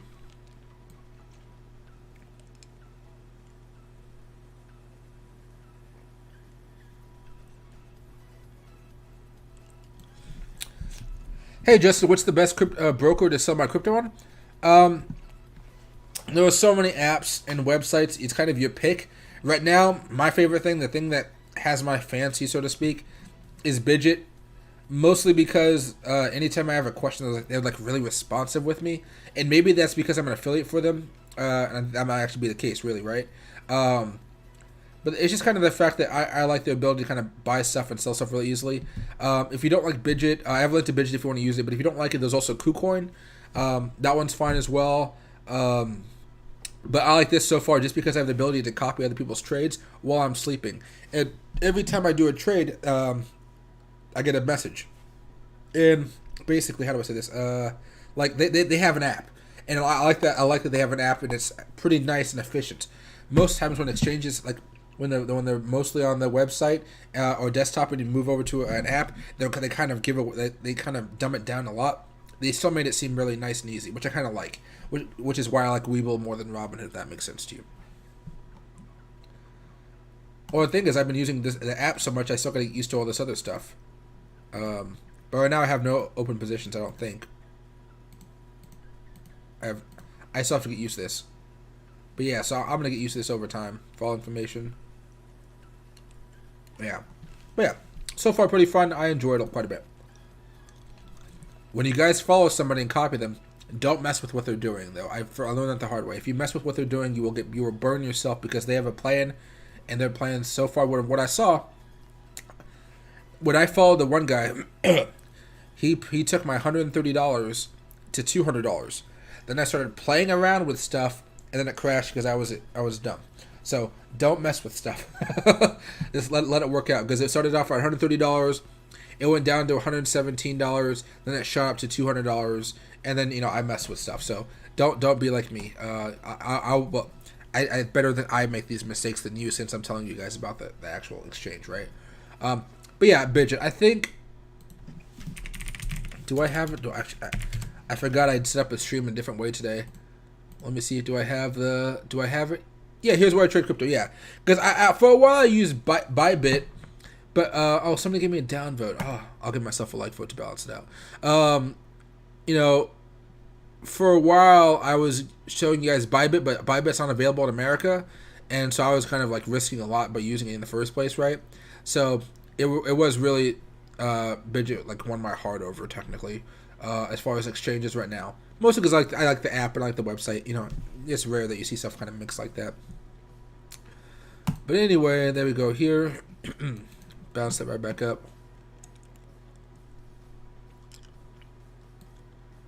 Hey, low-key, about 4 or 5 years now. Let's see.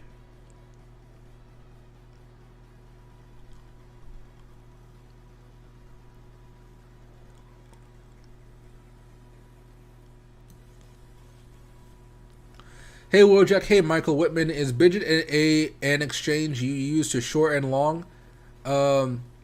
Yeah, you can do that. Yeah, you can short and long. Hold on, I didn't plan on doing this, so let me see. Yeah, so you can sell short, buy long, whatever you want to do. Like right now for Bitcoin,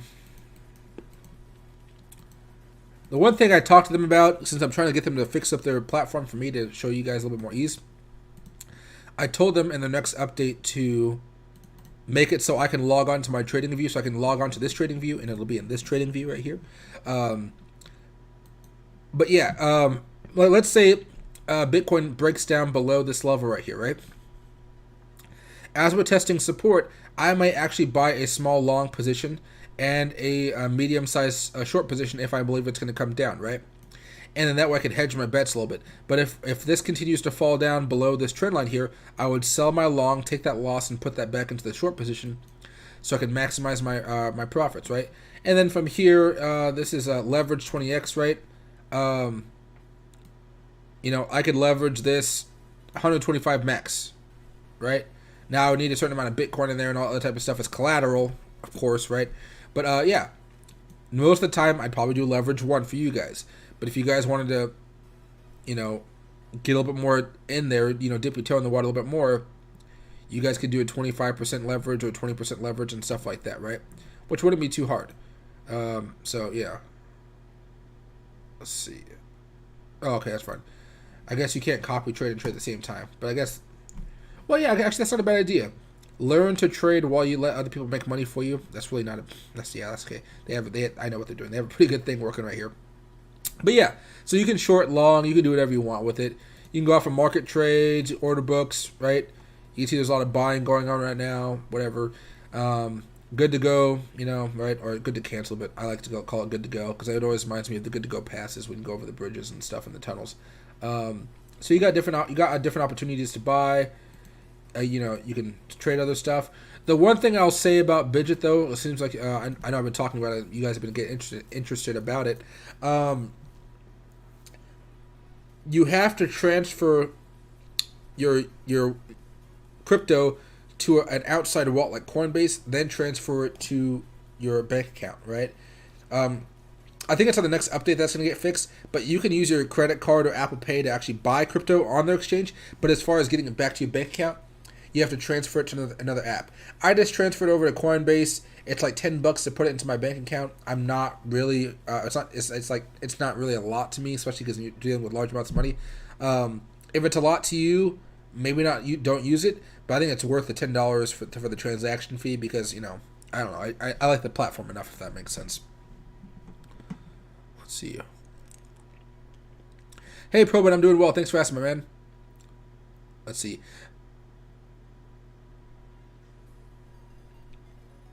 Oh, hey, guys. Yeah, guys, make sure to read the charts, learn how to use charts. If you guys are looking for basic patterns,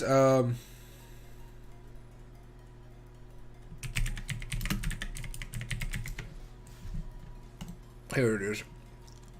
Now, this says Forex. It's not just for Forex. This is for a lot of stuff. Only difference with Forex is you're dealing with pips and other type of stuff. But, you know, take some time to learn these different patterns. Really. You're going to see these patterns a lot, and I mean a lot, right? Right now, Bitcoin might be in this symmetrical triangle, bearish variant, right? Or bearish only, whatever you want to call it. This is what I think we're in Bitcoin, right? So, take a second, you know. It doesn't hurt, right? They give you lots of examples and stuff like this. I'll post it down here below for you guys if you guys want to actually take a second to learn something on the charts. But there's so many patterns, guys. I mean, like, so many different patterns. It's absolutely insane. You should learn all of them. They should be like, you know, second nature to you guys, really. There are a lot of different names for a lot of these different patterns. So you see bearish double top, bearish head and shoulders. You might not call it that. Just know what the pattern is and know what happens usually when the pattern completes itself. That's what you got to do. You can make up your own language. As long as you understand the pattern, you're fine. I learned the patterns before I learned what they meant. That was my mistake because people would ask me like, hey, me and my friends that trade stocks, we talk about different patterns and stuff like that. And I was just like, what pattern is that? Like, what is that? And then they would say, oh, it's this. Oh, it's a da-da-da. And they're like, what the heck is da-da-da? And I was like, oh, that's what I call that, right? So to speak, right? So.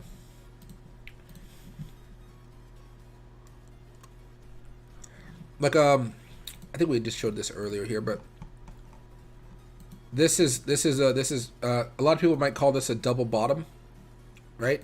I call this a W, and it's only because of my paranoid self thinking that double bottom has to be a double bottom, like the bottom has to be exactly the same.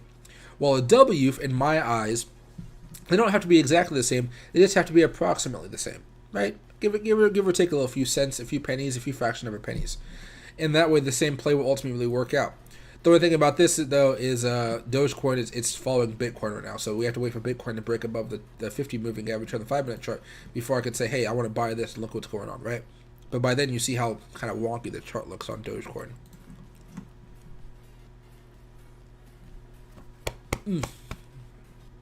Oh, excuse me. Let's see. Hey, Kelly. Dogecoin can keep on bleeding down for a while. If you ask me how low I think this thing can go, it's not looking too pretty. Like, it really does not look like nice to me. What I see support is at right now is about 15. Let's just say 16 cents is support right now.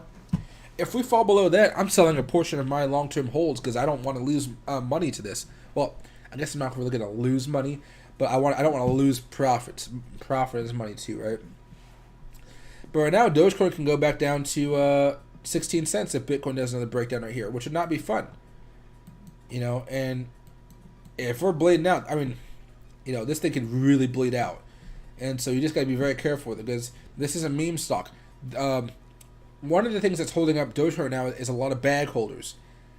If we start going below 16 cents, 15 cents, that may even get to a point where bag holders are saying, hey, I'm done, I'm out, whatever, I got my few pennies back, F you, Dogecoin, right? So that's why I want to be careful with how this looks right now, because it had such a great run, you know, right? A lot of us bought down here, like I bought down here, or no, I bought down, oh geez, yeah, I bought a while ago, but I bought like way down here, right? And I also bought some more down here, right? Now, I sold a lot of those up here, make some good money. I sold a lot of it up here at 50 cents to make some good money. But I'm still holding quite a bit from when I bought back here. I was kind of hoping for more. And as of now, it's like, you know, I'll hold on to a few of it for a long time. But as far as money, I want to use to make more money, right? I'd rather pull it out of Dogecoin and move it to something else while I hold on to a longer term position that's a little bit smaller than my initial planning process would have been, right?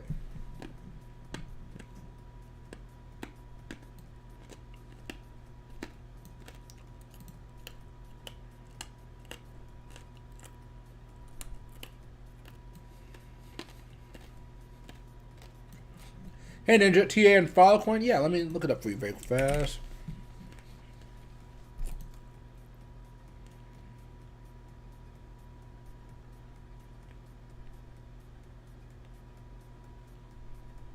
Alright, no Binance. Okay, that's fine.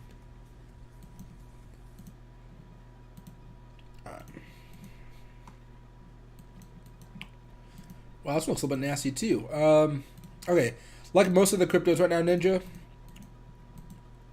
pretty weak. Looks like it's either going to bounce or come down. I would assume it come down a little bit more, though.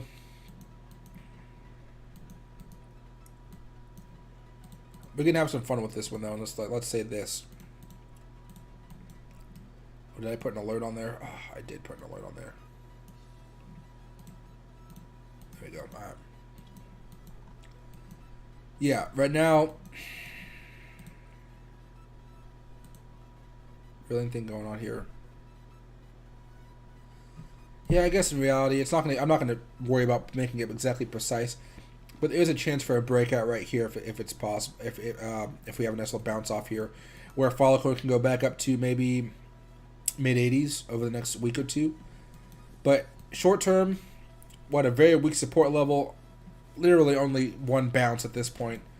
If we're going back a couple weeks when everybody was selling the most of the other crypto, you would have sold somewhere around here, right? Somewhere around here at 75, or up here on another breakdown. Yeah, I guess by then it might be a little bit different, but somewhere around here about 78, 79.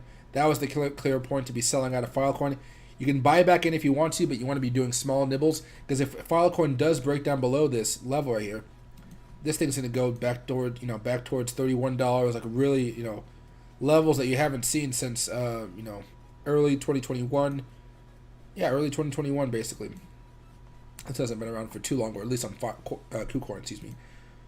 Yeah,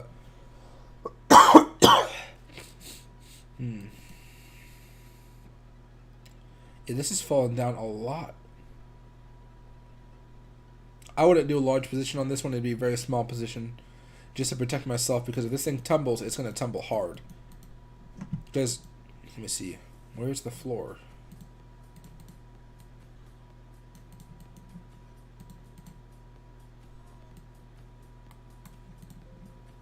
Nope, there we go.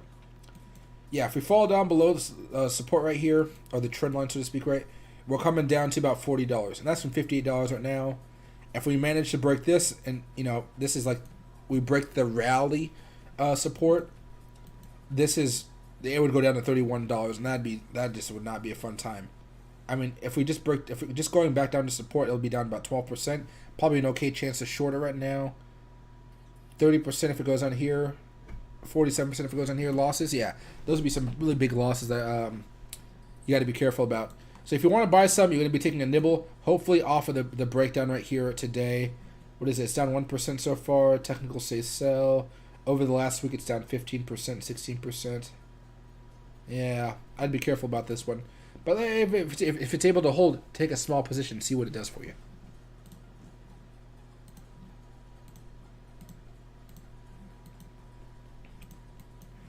There we go.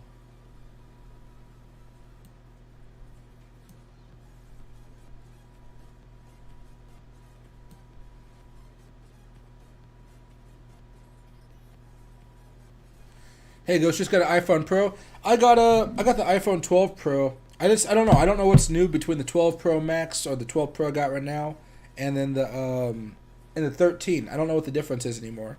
They all look so much the same.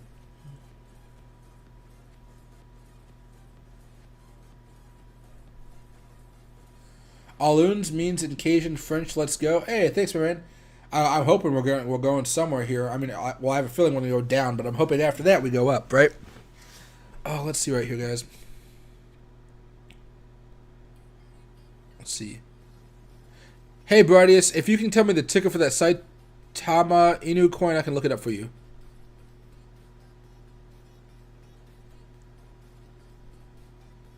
Let's see. Hey, Wind Moon. Let's see.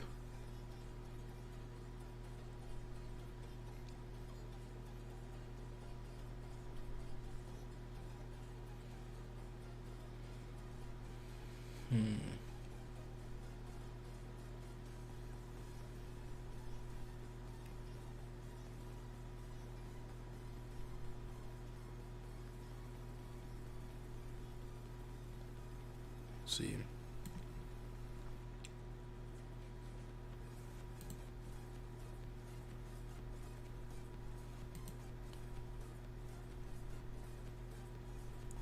Hey Ken, hey Mike, glad you're feeling better. Can you do some TI on Robinhood? Yeah, let's do some TI on the hood. Who's that? Oh, that's neighbor. I have not looked at Robinhood in a while. I remember doing a fun little day trade on the day it opened up and made some quick money on it. Then it rallied up. Oh, this sucker's bleeding, isn't he? Oh, okay, let's see. So I think in the long run, Robinhood will be just fine. Don't get me wrong. Short term, looks a little bit iffy. It's so hard because it started off as a meme stock right away, and it had its little move, and now it's sold off. Short term, let's just go here.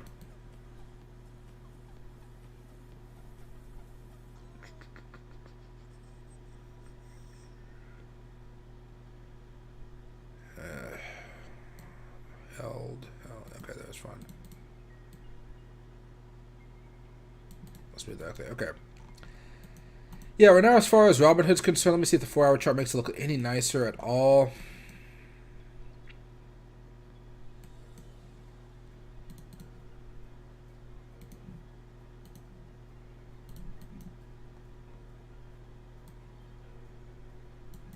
Yeah, that may help it out just a little bit here.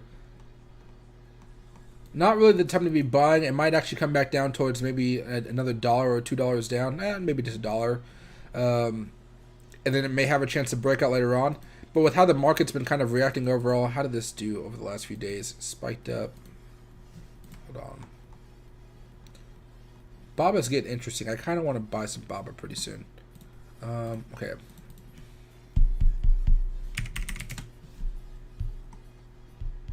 Still a small short float.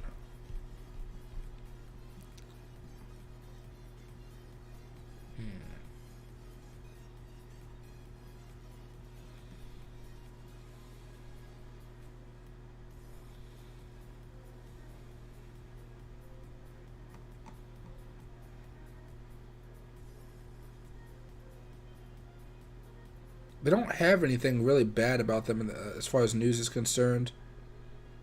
They've been selling some shares off.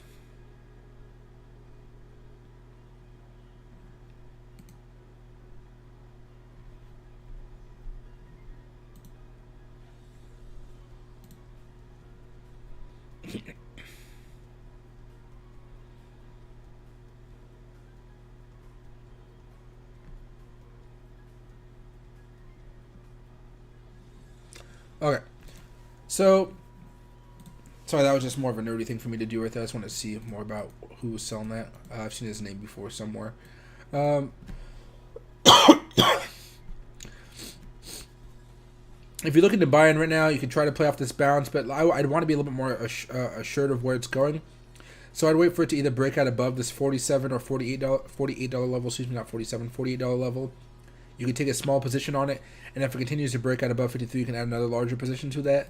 But right now, I don't really see this as worth buying at the moment. It looks a little, it just doesn't look good because of how it opened up, right? Obviously, it had a couple okay days, and it skyrocketed, and you see how it's kind of bleeding out now. I'd wait to see, because right now it's middle of the road, so to speak, in this little pennant that we're watching. If it ends up falling down below this level of, let's say, $43, which is, excuse me, which is, can I go over here back to 4? Is there any way to not have the regular? No, we need the extended. Okay. If it does go that extra dollar below and it goes down maybe to below $43, $42, it could possibly go back down to sub 40s, and then from there, yeah, we don't know where it's going to go. Probably to $35 or so. So I'd be patient to see if it could break out here. If you wanted to take a small position, you can, but I'd really be hesitant to take something in here or take a larger position in this because the market's a little iffy right now. First of all, Robinhood still is under some scrutiny from the government. Yeah, it's gonna happen. But just reality. It's in the middle zone. You don't want to buy it right now. Buy if it breaks out. Watch closely if it breaks down. I wouldn't say buy put something like that unless you wanted to, but just be careful with it. It's not really going to make you too much money here on these options because it is such a cheap stock here. But yeah, be careful with this one. You're going to buy here for a potential bounce, buy here on the breakout, or you're going to just, if it breaks down, watch. You can try to buy it here for a double bounce, a double bottom, excuse me. And if you do, awesome. If it falls down below this, sell and hold and sell and wait before buying any new positions in this one because you have no idea once it goes down below this line how far it may go down. It may go down all the way to the lows over here of $33. It may go back it may go to the 20s. We just don't know. But not the time to be buying. Wait it out from here. Wait it out. This is a patience game for Robinhood at the moment.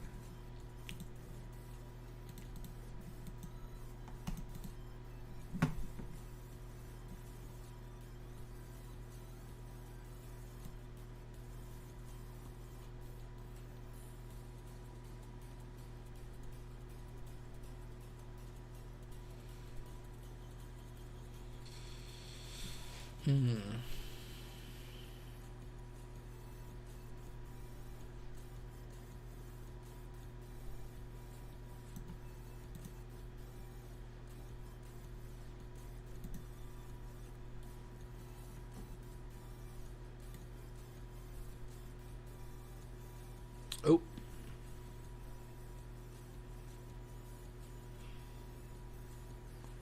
Let's see.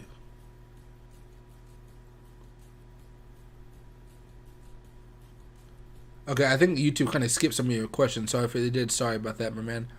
Let's see.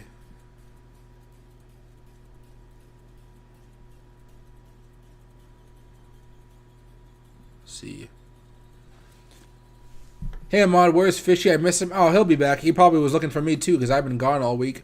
But yeah, Secret Fish will be back sometime.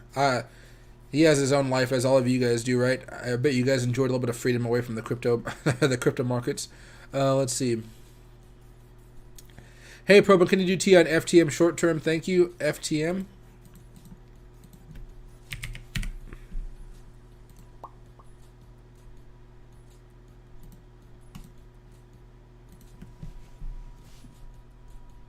Oh, Loki's having a nightmare.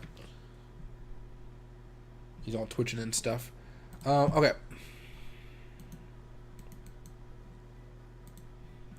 And you said short term, right?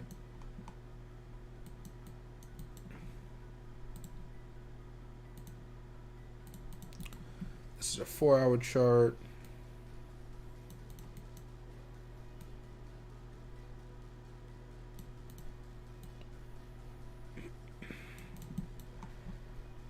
Hold here. It's still held, so this is what we're looking at right here.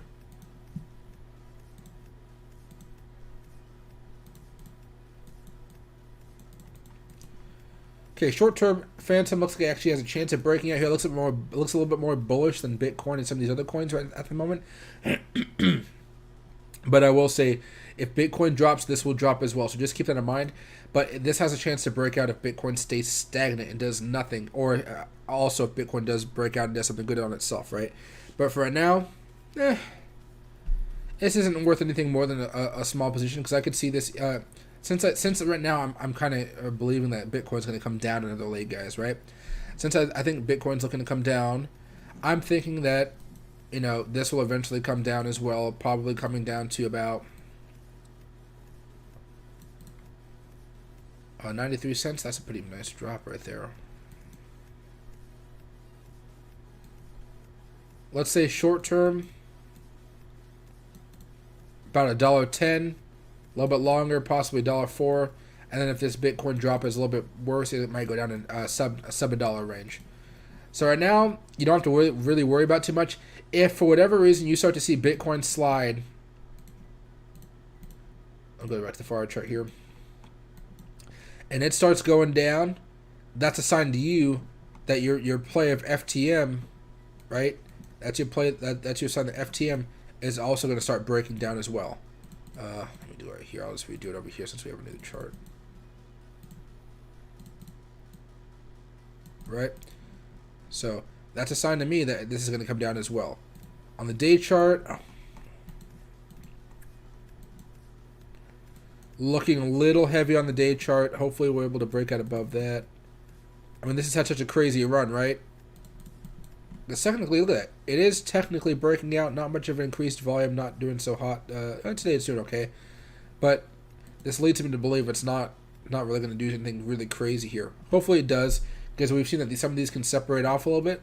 And, but yeah. A small position is all you need to put in here right now. If it ends up breaking out, you can add to that position easily. Ride it out and see how high it goes. You probably have a level of resistance around $1.49. Or possibly $1.53, somewhere around there.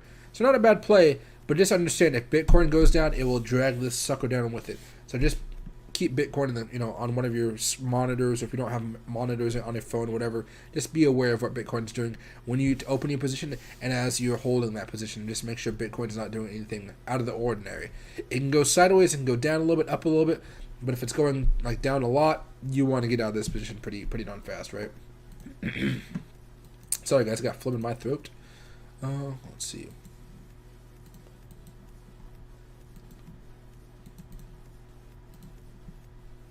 And see guys, this could have been a great W play right here as far as Dogecoin, a lot of these coins. But you saw this is the way of Bitcoin up because it has to break through the 50 on the 5-minute chart.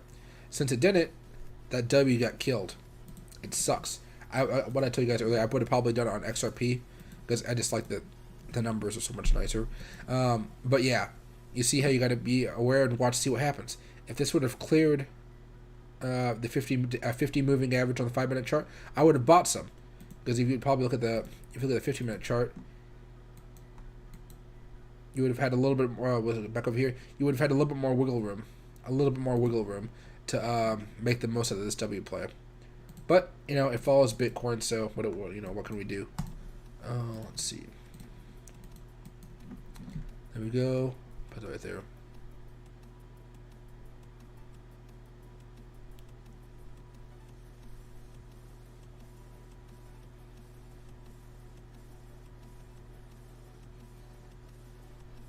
See, got a glass of wine. I have like 5 bottles of wine I got from my friend's place in Philadelphia.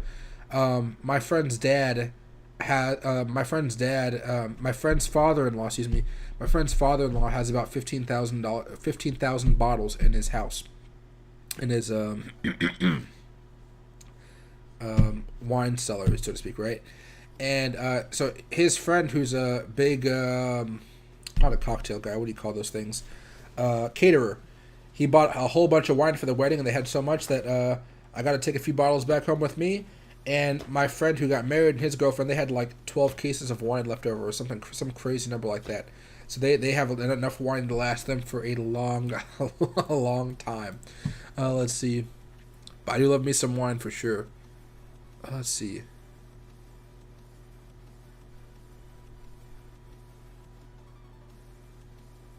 Let's see.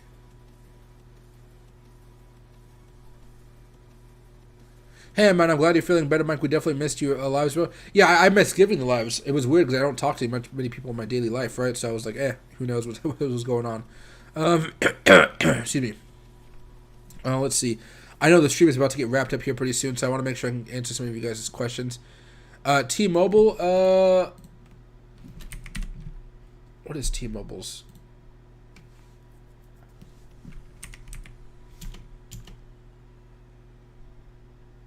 What is T-Mobile's ticker? The T-Mobile headquarters is in like 45-minute drive from me. I should know this. Oh, nope.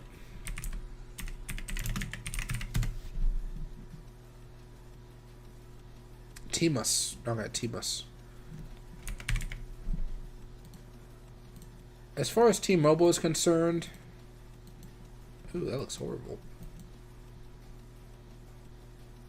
Earnings coming up sooner than expected or something? No, October?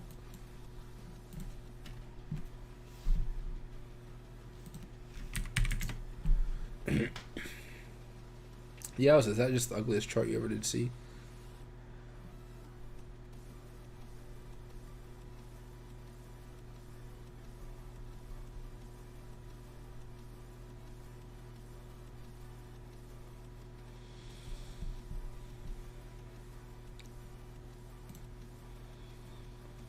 Hedge funds are betting on T-Mobile. Let's see.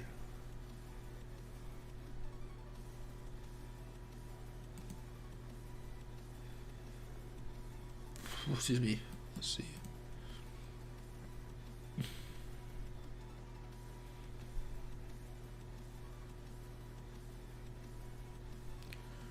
Okay, so they got some big names behind them, so they're anticipating a big bump. Long-term position, it seems like this would be worthy to hold for a long-term play. Short-term, short-term. This is something I would have been out of a while ago. If you're looking at this kind of breakdown right here, whoop, right? As I'm looking at this right now, man, maybe if it comes back down to around 124, I can buy in at this. You could buy into this. If it goes down below, you want to be taking small positions on it, like maybe another one if it drops down all the way down to maybe 116 or something similar to that, and then another one if that 116 drops down to 107. If it gets really, really bad, because this was a pretty aggressive drop, all from a single breakdown, unfortunately. Sorry guys, my throat's about had enough. But yeah, take small positions if you're going to hop into this. Right now it does not look too hot. Let me see if I can pull out the...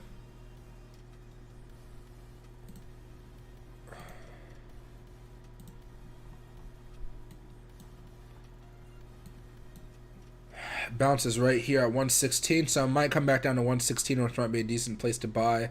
Otherwise, yeah, take some nibbles along. If maybe this 116 will be a solid level to buy off if it does go down that low. That is a pretty crazy move. I wonder what caused it. People really pulled their money out of here fast. I'll weak up a little bit here, and yeah, over this year it's only up 12%. That's crazy. Isn't AT&T up much higher right now?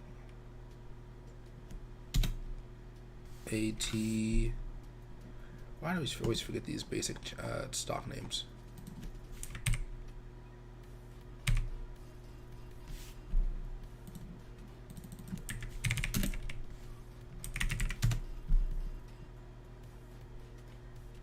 Oh, it's T. Jeez, yeah, man. See, it's always the simple stuff. There we go. A lot of these just got like whacked. I wonder if this is because some of the infrastructure problems that we've been seeing lately. Wow, yeah, this has just not been looking so good over the past couple years. AT&T, sideways, March, yeah.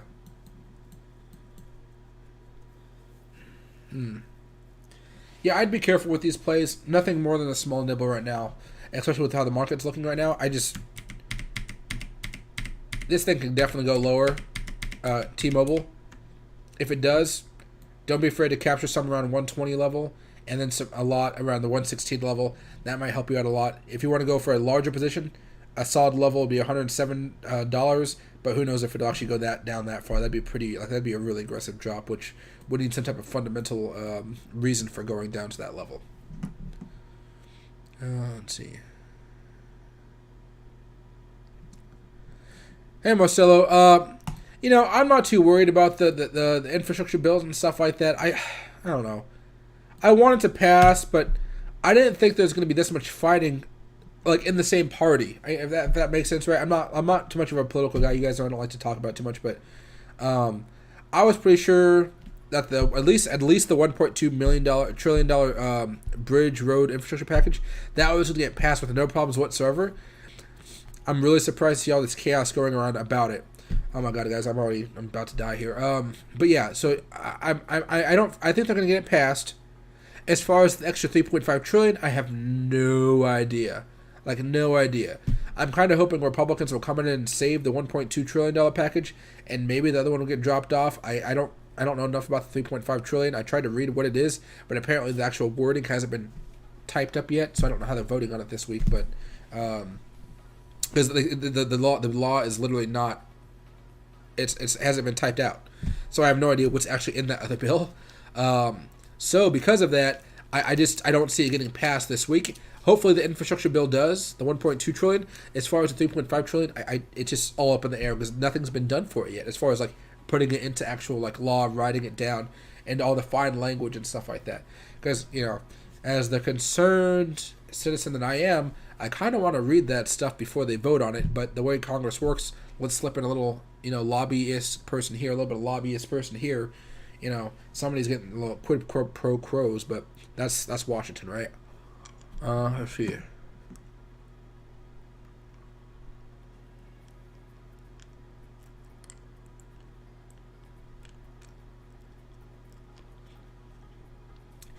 Hey, Monica. You can continue to hold if you want to. Just make sure that you have potential stop losses in case it starts going down to 15% down, 20% down, 30% down. Make sure that if Bitcoin does have a nice little drop or something a little bit that makes you uncomfortable, get out of the position and then buy back in a little bit later once it kind of stabilizes, and you're going to have a much better average, and you won't have to worry about any craziness happening. You don't have to sell your whole position. If something does break down, you can start to scale out of it and then buy back down to lower price to lower the average if you wanted to do that.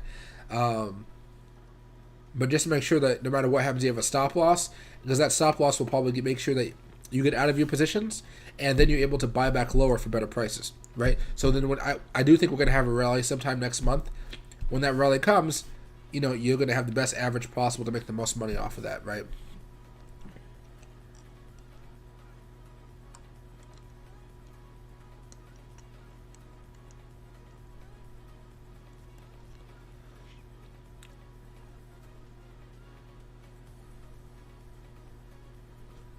Let's see. How's your CTRM options? I don't know. I think they're about to expire next month. I have not been paying attention to them at all. I don't think they've done anything. Have they? I don't think my CTRM options have done anything. Let me see. I know that we saw a nice little pop here, but overall I'm down so much because of theta and everything like that. I don't know. Let me see.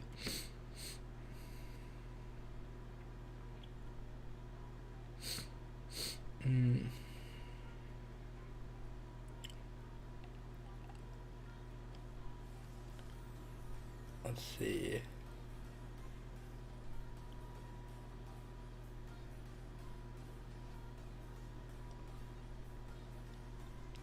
Nope. Still down 87%. Still down 87% at the moment. So these calls have not been anything yet. If it does break out, awesome. I'll make some good money. If it does, awesome. If not, it was a good YOLO play. Maybe I mistimed the options expiration date, but we still have a little bit of time. My options for CTRM, they're YOLO plays, by the way, guys. They don't expire until October 15th, so I have a chance. But it is for $7.50, so they are very, very YOLO. That means it has to go all the way up here. If it does, woohoo. If not, you know, boohoo. Right? Right? Let's see.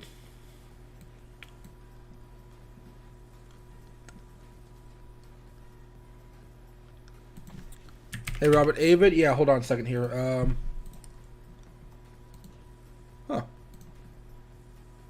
Bad earnings report going okay. As far as Avid is concerned right now, you could buy it if you wanted to as it breaks out above the 50-day moving average, which looks okay. I would not. I would say it's probably going to hit some resistance around here, around the mid 30s level, maybe 33, 34. So, I don't know if it's really worth buying in for that like $3 profit. I mean, it could be, but I wouldn't buy options. Look, that's what 10% profit. Yeah, it'd be worth it. But yeah, I'd be careful with this play. The good thing is you have support right here. It's old resistance right here. There's new support down here, $24 or so. Yeah. You could buy some short-term option plays if you want to do this, some calls.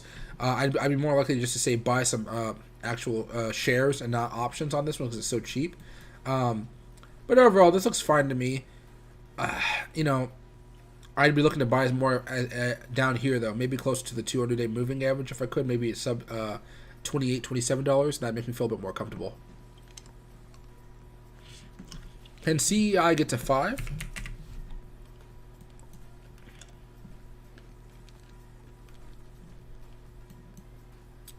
So this is a squeeze.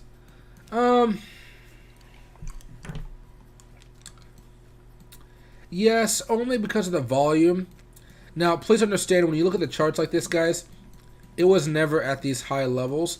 Every single SUC is a split, which means that it kept on losing so much money, it kept on getting closer to zero, that they had to they took five every 5 shares, they turned it into 1. So that means there was less supply, which means, you know, the price went up, right? Well, because they didn't change the demand, they just changed the amount of shares, the supply. And because of that, you're going to see these type of spikes like this. If you do want to buy into this, be very, very careful. I recommend day trades only, unless you have some money to really put on the table. Go for it if you want to. It looks like a lot of that rally has already happened. It looks like it's getting closer and closer to hitting this level of resistance, which is about $3.12. So if you bought tomorrow right here, it goes up towards resistance. That's still a cool 13%, but you know, you're playing with fire at this level.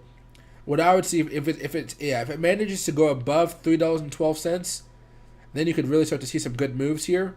I'd say the high that I can really see this going to is $4, but since there's so much volume right now, I could see it getting pumped up to 5 through a series of trading halts, which are never fun for anybody because halts are just a weird thing to see in the market. But yeah, it can go up to 5. I would say realistically, probably look for that resistance level way up here at 4. 413, 416, right? But not a bad idea, right? Small positions, day trades preferable. Have a nice stop loss because you can do stop losses on a lot of these plays, right? You bought around 2, then you're fine. Hold, you're fine. Be careful. Have a stop loss just in case, like 250, something like that, just in case it drops down. You make sure that you at least get that nice 25% profit. Okay. All right, everybody, guys, my nose is about to kill me, so I'm going to end the stream here. About 2 hours and 15 minutes, not too bad. But what do you call? It was nice seeing you guys again. I will meet you guys tomorrow here again at 6 o'clock Pacific time. I was supposed to do 5 o'clock today. I changed it to 6 o'clock because I had to pick my sister up from school. So I might pick my sister up from school tomorrow, so 6 o'clock is probably another good time to be doing that as well. So I'll see you guys tomorrow at 6 o'clock. Thank you guys so much. And I'm sorry about my stuffy nose and my, my throat. You guys should be moved over to another stream here in a second, if I'm not mistaken. Let me see. Maybe? Yeah, there you go.